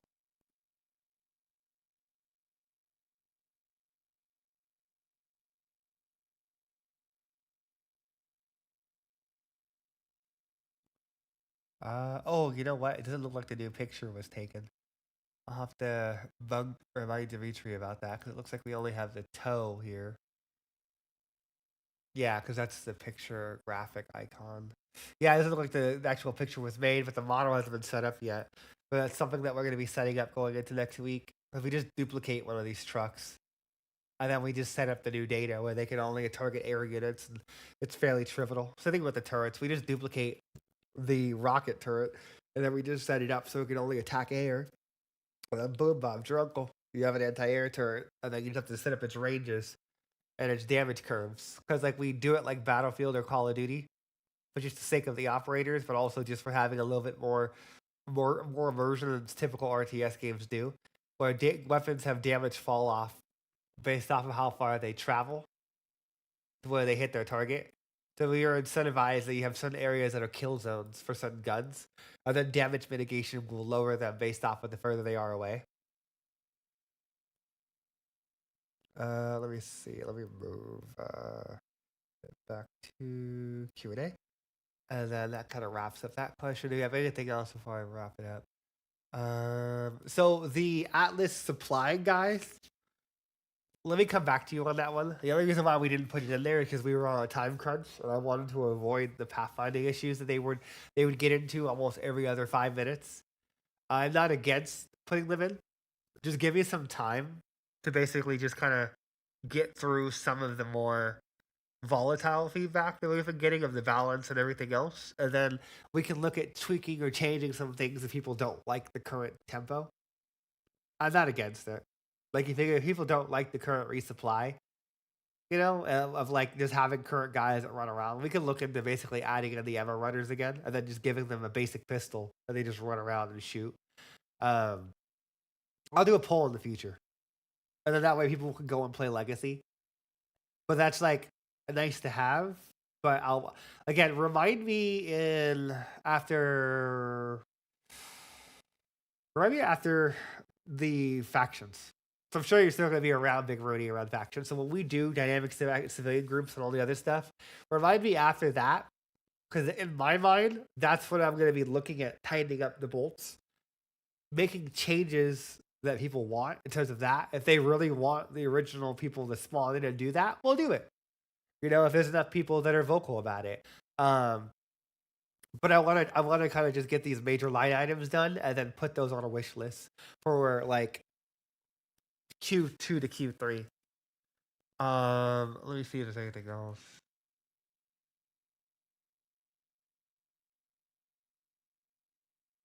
So, Big Rudy, would you be willing to make a forums thread on the pros and cons of what you hate and what you like with the current helicopter flight model? And if you do that, we'll integrate that into what we're going to be doing for the helicopter pathfinding fixes. If there's anything that you felt was better in Legacy and we sucked ass implementing it in the rebuild, make a thread. Better yet, make a master thread. I'll pin it, and it's going to be up there for the next week or so. And then that way we can try and basically eradicate them. Because again, I've said this and I'll say this to nauseum again and again and again. I want to get to a point after the save system is formulated around Monday, Tuesday of directly addressing any remaining pathfinding and movement issues to where it's dead. I'm tired of hearing it. I don't want to hear it as a developer. I want people to be like, oh, this pathfinding is great. This game is fun. Not, wow, they're still working on the pathfinding 5 fucking years later. No one wants to hear that. I don't want to hear it. You guys don't even want to say it. So you figure we need to kind of work with our community. And if that has to take another couple of days, we will. But that'd be a good example where make a thread. Make a thread, tag me in it on the bug reports section. and just make a bunch of recordings. We have an hour of recordings from that Twitch get together we did about a week ago and change, where we basically just kind of sat down with the community and they showed us all the ways of breaking the AI, some shit we didn't even know about. So, like that, first order of business is we're gonna be looking at that Twitch recording, and we're gonna be addressing that going around Wednesday, and that'll round out the week with some minor changes here and there. Um, but then that'll fix the helicopter issues that were shown, and will fix the vehicle pathfinding issues that were shown. Because I fixed quite a bit with their long movement queries, and I fixed a lot with the gates and the wall interactions. But there have been things that are discovered with like edge cases that we didn't test, where like if you aggressively click on the top of a building with a vehicle, for some reason it allows them to circumvent all of their safeties and they'll crash into shit. So that's an example of something where like we need to go in, because programmers, we don't think that. We don't think, hey, what happens when you click on a turret? What happens when you click on top of a roof that they can't get to? We're thinking like everyone's going to play it so neatly and so cleanly, and people are only going to click on the roads and they're not going to spam click, and then it's going to freak out our AI. So it's like we watch people play the game and we're like, whoa, what the fuck? We're like, okay, we play the game completely different than our community does. So yeah, no, we need to fix that shit. So let's see. The only reason why we did that, JSLUX, for the helicopters having the weapons on the front, was to kind of mirror the kind of the GTA approach, because we wanted to keep the animation overhead simpler for Michael. For that right now, put that on the wish list. We can always look into that later on of having door gunners and all that. But for right now, we want to just kind of keep it a little bit simpler for the time being. But again, like that's a good idea. I do like it. What does that mean? Can we get a little spoiler for the main infantry class? I don't know what that means. So Jay Slacks, I can't say your name correctly. The biggest issue I've seen with pathfinding at this point is all stemming from the landscaping, primarily with the MO Atlas. And I'm assuming what they just ram into it like the Kool-Aid Man and malfunction or bug out. I'm assuming that's your major issue, because I think I fixed a vast majority of the pathfinding issues, and there are just like maybe about 5 to 6 different variations of pathfinding issues that remain for the vehicles and the helicopters that we'll be tackling. But you guys might surprise us again. Let's see.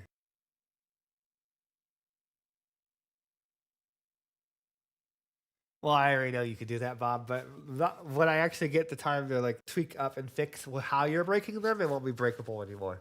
You already know the story behind that. I told you that.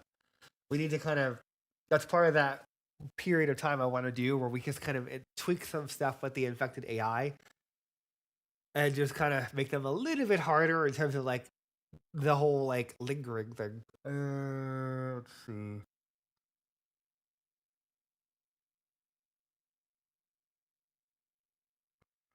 Hey, Big Rooney, can you send me an example of what you're talking about for the RCWS setup? And I'll send that down the pipe for people that work on that. And then, let me see. We got damn. YouTube is just quiet. It's like 15. There's like 13 lurkers on YouTube, and no one's talking. Everyone on Discord are the talkers. Everyone on YouTube are like really quiet. Maybe they're ghosts.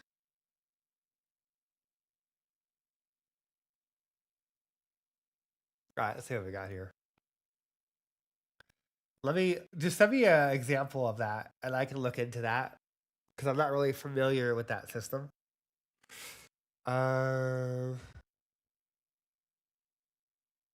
So that was the one thing that people were showing us on Friday about a week ago, was that the number one issue that occurs for the vehicles pathfinding is when they reverse.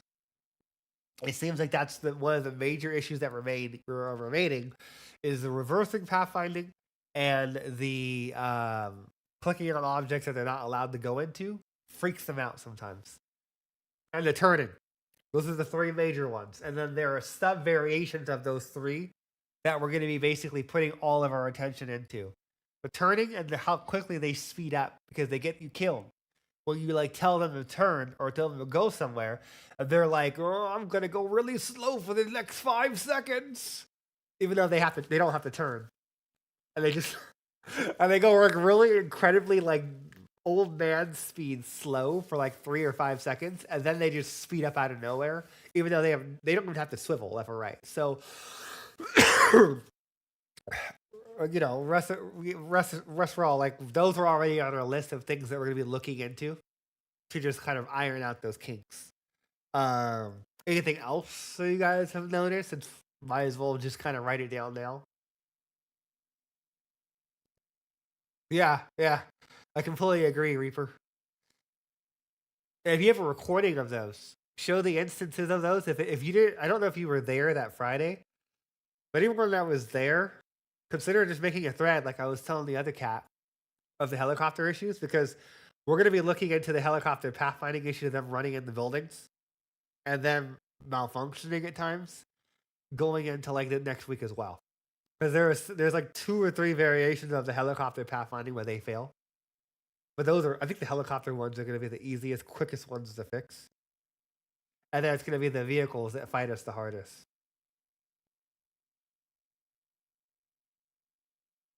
So Reaper, that was fixed. When's the last time you played?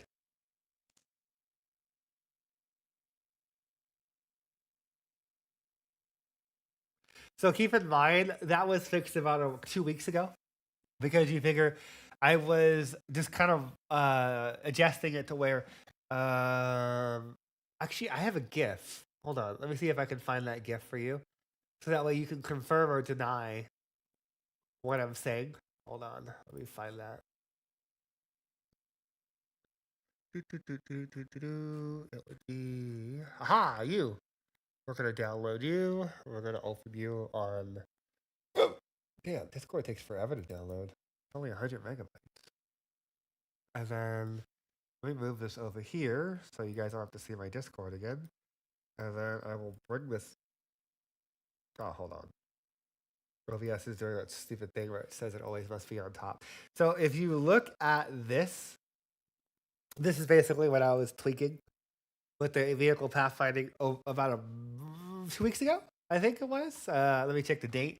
It was on. What day was that? February 5th, around there, to February 10th. Is I was basically setting up long move orders. So then that way they actively go out of the. Because like what the issue was with Legacy and with the about a month or so ago was that objects on the ground have weights associated with them. And sometimes when they were given long move orders, to them it made more sense to basically go through a wall, go through a tree, because that's shorter mathematically. But the issue is that a human being doesn't think about that. If a human being wants to go through a wall in an RTS game, I feel like it's more reasonable for them to directly issue that order instead of the vehicle going out of their way to do it. So you can see, had this been like a month before or a couple weeks before, they would have taken out all those streetlights. They would have taken out that fire hydrant, that, and everything else there.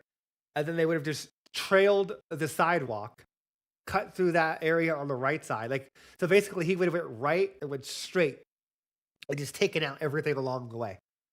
So that was something that I put quite a bit of time into over a couple of days earlier in the month to eradicate some of the long form pathfinding issues. Now, if I pause it right now, if I were to click this striker and click on the other side of this white wall, he's going to Kool-Aid Man to the wall. That's just the way it's going to be. Like you figure, if you give a short move order, typically he's going to go right through the wall. But what I made it do was that I made it to where objects that are landscapables, that are like on long move orders, once you get above a certain arbitrary distance, their cost is excluded. They're not even allowed to even consider it. They're off limits. It's illegal. Don't even think about it. Drive like the best GTA driver ever, not trying to get pulled over by the cops. So, like, here's a good example where he's going to try and get back on the road, because the road is like catnip to them for infantry and for vehicles, where the idea is that like road is infinitely cheaper than everything else in the game. So like you figure like he's gonna try and stay on it. There's no way in hell he's ever gonna respect the right side or left side of the road. That's just too much in the confines of pathfinding in a video game. But you figure he's gonna turn in. I think you figure there's Chelsea, she wouldn't leave me alone. But he's gonna navigate around the structures, not try and drive through the concrete barriers. He's not gonna try and go through that object over there. And then over here, I show an example of a short move order. But you can see I gave him a move order and he kind of went around those Jersey dividers. But then if I tell him to keep going in this direction, I probably should have put him in God mode now that I think about it back in the day. But if I tell him to go to that fence, like right here, he'll go through it. But if I tell him a longer move order, then he'll go around it. So that way you have a little more control over when they decide to go through objects. Because I felt like that was pissing people off in terms of like, oh look, let me just Kool-Aid Man through the entire neighborhood and take out little Timmy's pawn. So like here's another good example where he's just like, I'm gonna just go through that.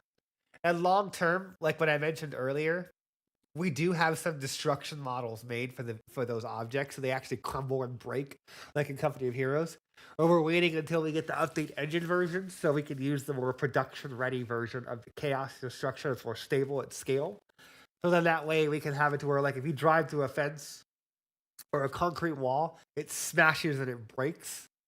I think I showed that a couple weeks off, and we do have some examples of that on our build reports channel, but it's something that we're going to kind of build into over time because we don't want to add that in there and then destabilize the game because it's not a feature that Epic really intended you to ship like in a real game besides just testing it in isolation, see if it fits your game. So yeah, it's just going to rewind, but you can kind of see what they're doing. Let me see what you guys are saying. Where was his message? Hello, Bob. What's up? I wanted to mention CERC commanding officer's question. I don't know why he can't hear me. It's a Discord problem. He followed up with the question about can we get a little spoiler for the main infantry / class units for the factions? Then he added to it like what will be the main infantry units for, I guess, Price or Pierce and Natalie? Though they have 3 types of units, and you figure, let's save that for when we get to it later. I'm gonna give you a drive-by, but I'm not gonna go too deep into it. Fuck, where is that? I don't know if I can find that concept quick enough. Ooh, hold on. I'm gonna do this really quickly, but I do not want to because this just goes off into a whole tangent. So let me find it real quickly. I gotta open up Legacy for that, so give me a second. Let's see if it's gonna play nicely. Can I throw in a question in between? Sure. Then? Would it be possible to give vehicles a mode to toggle similar to walk and run for infantry that changes the vehicles between most direct aggressive pathing versus logical proper pathing? Let me write that down because that was something that was actually discussed as well. My fix was more of like will accommodate probably 90% of people. Those are probably the people that just want like a little bit more like micro control. There's a thing that we need to iron out from a performance standpoint from Epic side where like once the path cost gets so high, they give up. So we do need to kind of do a little bit more R&D on that side. Let me write that down. We can come back to that in the future. So toggle for vehicles to ignore landscape because it's not just as simple as doing it. There's a limitation in the Unreal Engine when the maps get so large that they give up. Like if those nodes that I showed you guys earlier, is the engine still? Yeah. So like if I show navigation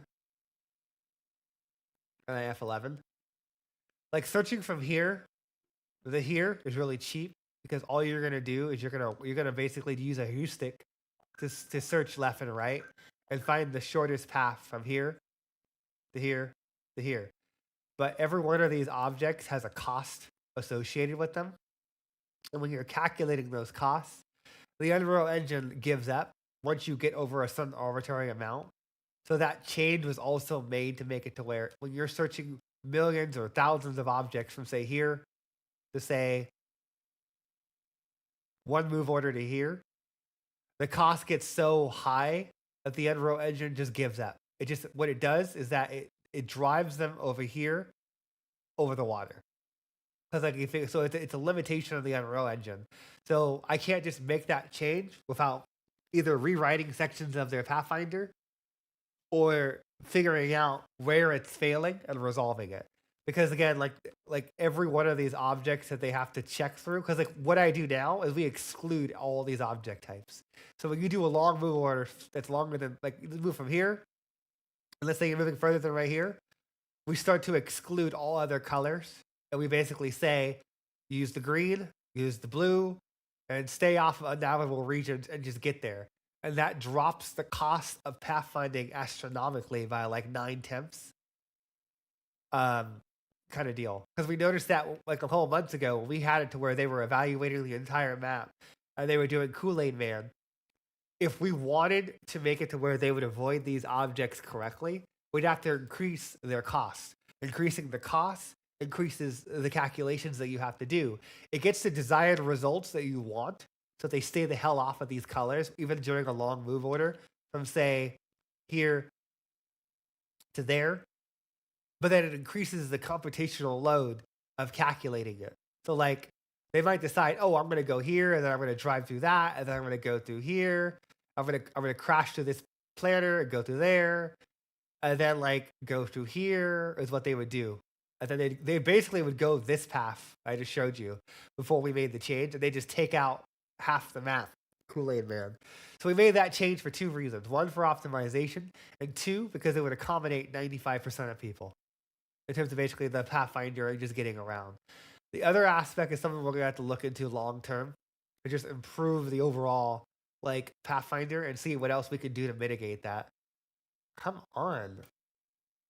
It's still loading. I don't open this SDK. I don't know if I'm going to be able to show the meshes, but there's 3 for every type, and I might have to save that question for another day because the meshes are already made, but they need to be updated with the latest standards that Michael has employed for the new civilians and for the new CERC, because they're going to look better than what they did in Legacy.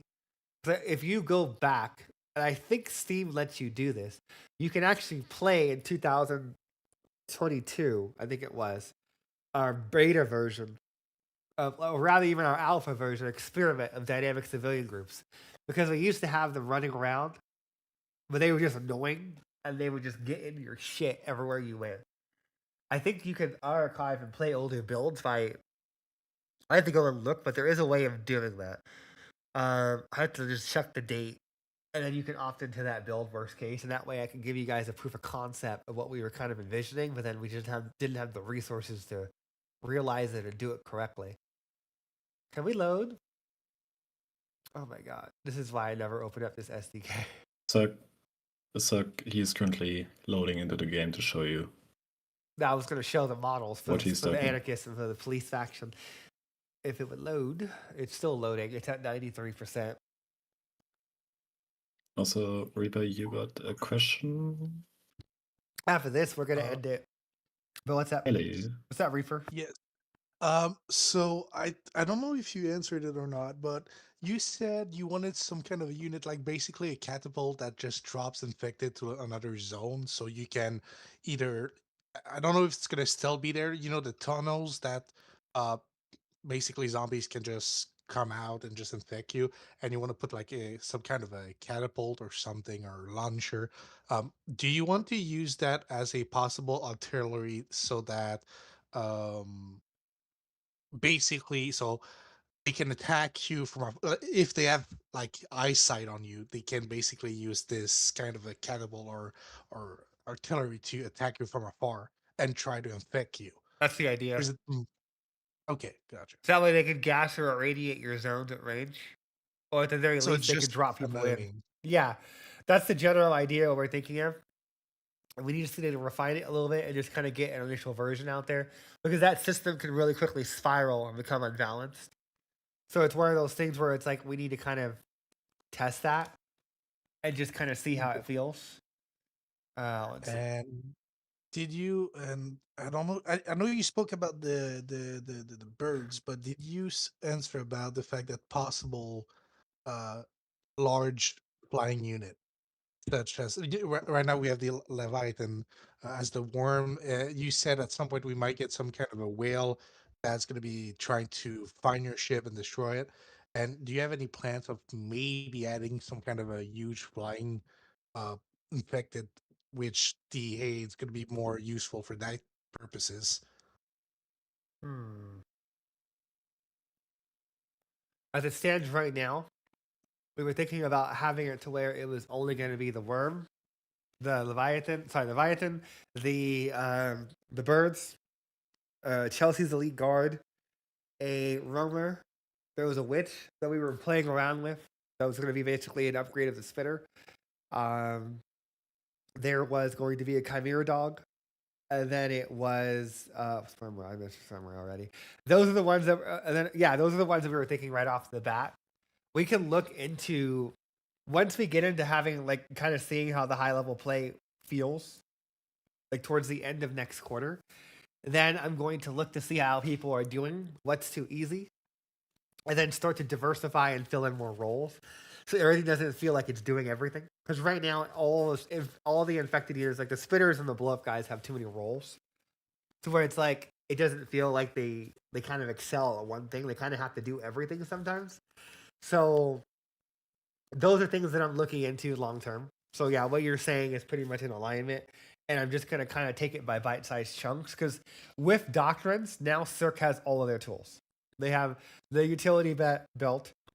I need to see how civilian evacuation lands, get the dynamic civilians in, and then from there, that's when I'm gonna be is the best time I feel to just revisit the infected and just kind of give them a little bit more utility. Because we're gonna give them small little leg ups with the birds and the leviathans, but they need a lot more just to make them more deadly as a faction, kind of deal. But yeah, let me plop you down, and then really quickly I'm going to show this, and then we're going to wrap it. So right now, as it stands, we had, let's see, I believe if I go to the mesh. These are the base meshes that they made back in the day, and this is just like I think we got as far as having one mesh of every version that was like a sapper and like the actual like police guy. We had a SWAT and a couple other ones. I swear to God, maybe he was just. Oh, you know what? He's probably only on the. Oh, there he is. But keep in mind, like these are just the early versions. We have a newer SWAT guy that we're gonna use actually. Like the SWAT infected is basically what we're gonna use for the basis of the police faction. So this guy is gone. He's deleted. Like the one we have right now is the infected version is going to be the basis of that. And then we had another one. Let me see if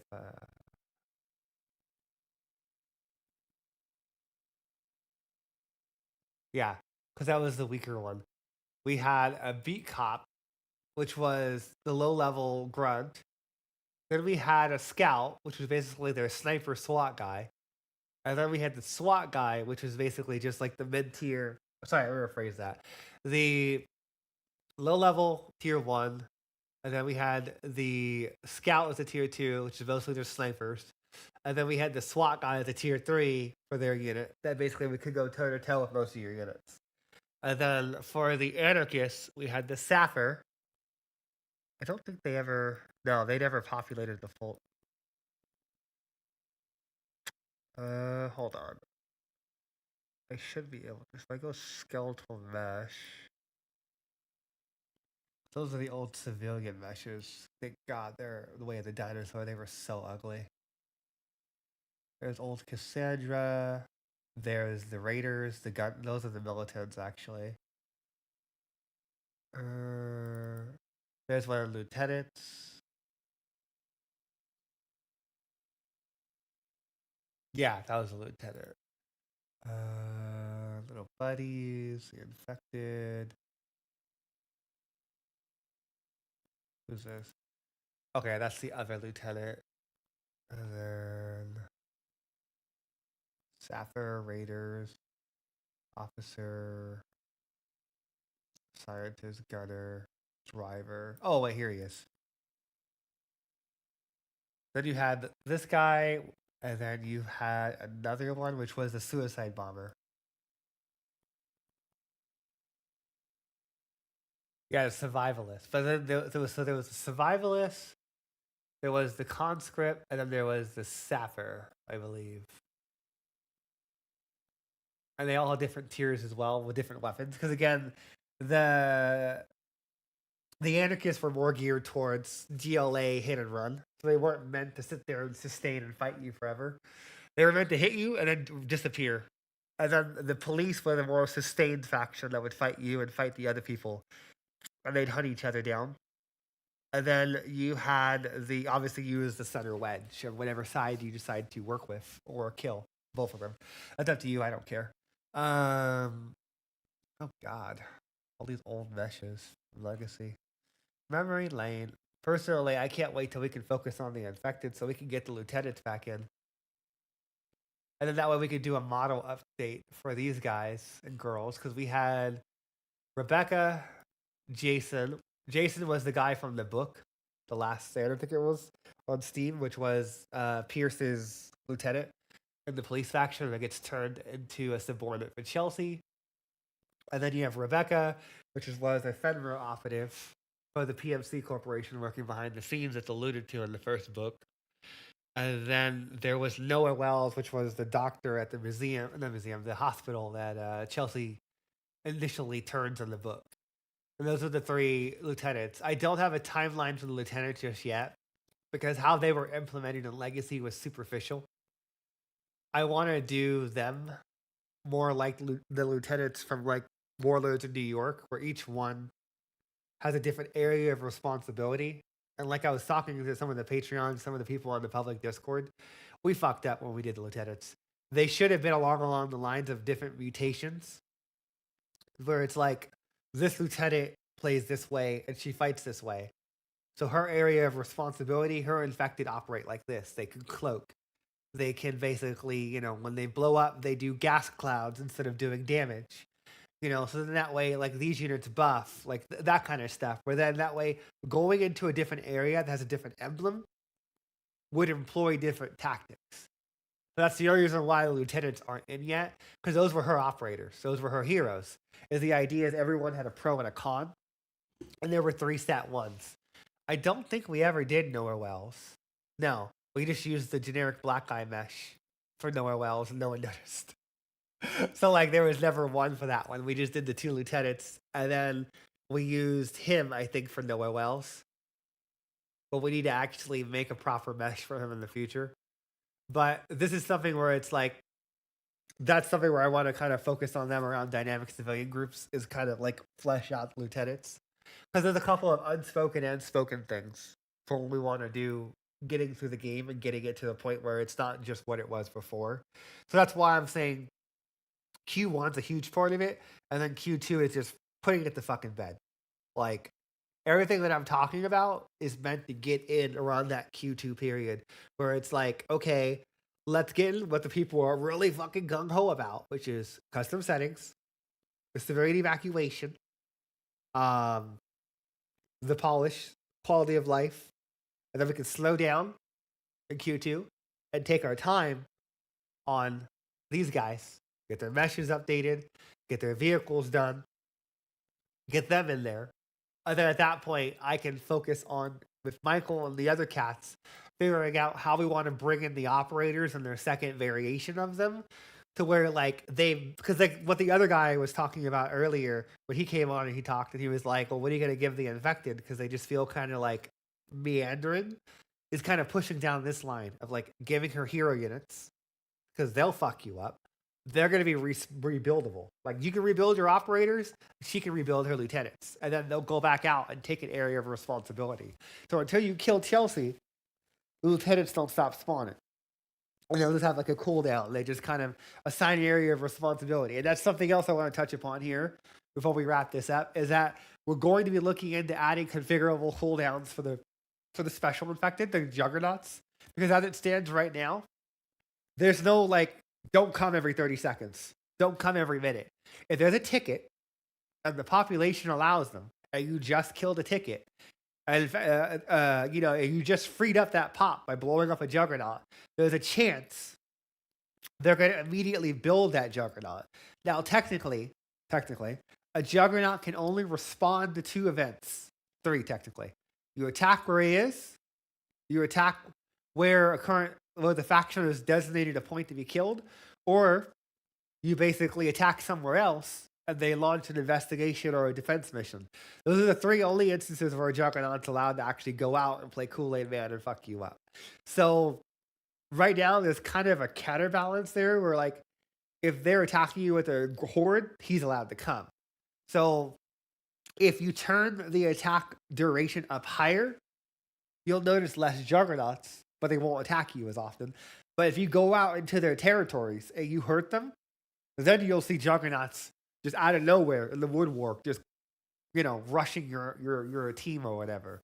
So that's kind of how it works out right now. But we kind of want to add a little more nuance there. So those are kind of like the unspoken things that we're going to be fitting in next week or the week after that. Just to at least add like a cooldown that you guys can configure. By default, I'll probably play with it off. Not everyone wants to play Juggernaut, showing up every minute or 2 or 3 minutes. So that way you can kind of tweak the game. I feel like that's one of the last things that are missing, is having that for the hero units, because the Juggernauts, the Leviathan, the Lieutenants, they're all hero units.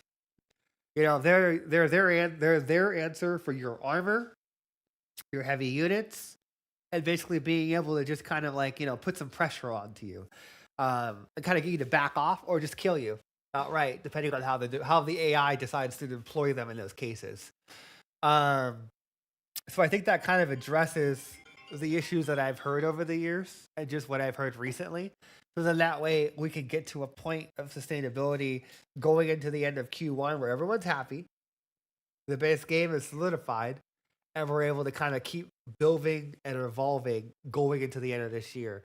Because again, like I'll mention it and I'll say it again, the rebuild really fucked us in 2025 in every way possible. But now that it's coming to an end, now that the game is better than what it was before, and slowly but surely all the elements are kind of filtering back in, we can start to build on that, and we can leave 2026 stronger and give you guys a concrete product to where you don't have to be to your friends like, oh, it's a good game, but it's kind of buggy. Balance is kind of all over the place kind of deal. So those are all things that we're working on. And we ask, to kind of wrap this up, that if you guys are running into issues, if there's bugs, if there's weird balance things, bring them up. We're transparent. As long as you're respectful, we're always open to a dialogue, whether it be on Discord, whether it be on Steam. Make a Steam thread. Like that guy. Where literally right after I finish this podcast, I'm going to be replying back to him and addressing his concerns and what he wants to see done in the game. And I'll be going through what you guys have been posting on the event here, catching up on this. So because that way I can send it out to the relevant parties that work on the team for the 5 guys on the team. So just keep that in mind. We greatly appreciate you guys' patience, kind of hanging in there as we get to the rebuild, as we kind of work through the woes of just kind of figuring out what works and what doesn't. Because you guys have been remarkably patient and very understanding in terms of as we just kind of communicate what's going on. I think I'm going to wrap up the podcast at this point because I need to go cook a build for you guys. I got to go fix one bug, and then I got to go take my dog out before she gnaws my leg off. So again, as always, thank you guys so much for coming to the podcast, taking the time to talk with us, see what's going on in the course of the week. We'll be here again next week to update you guys on what's changed, what's going on, what worked, what didn't. If you guys want to consider supporting development, check out our Patreon. If that's too much, consider picking up one of the Steam support packs on Steam. Everything helps. Buying the base game anything helps in terms of basically, get your friends to pick up the game and try it out, and all the other fun stuff. Because we've had so many good stories of people coming in and bringing their friends in and having a blast of a fucking time. And that's what we want to hear. But, just don't forget about the feedback side of things because we're not mind readers. And we want to know now rather than later, a month or 2 months down the line, and there's issues that we didn't even know were issues in the community's mind. So, again, you guys have a great Saturday. I'm going to run away. I'm going to go work on the build, get another patch out for you guys on experimental, potentially on normal if everything feels right. And,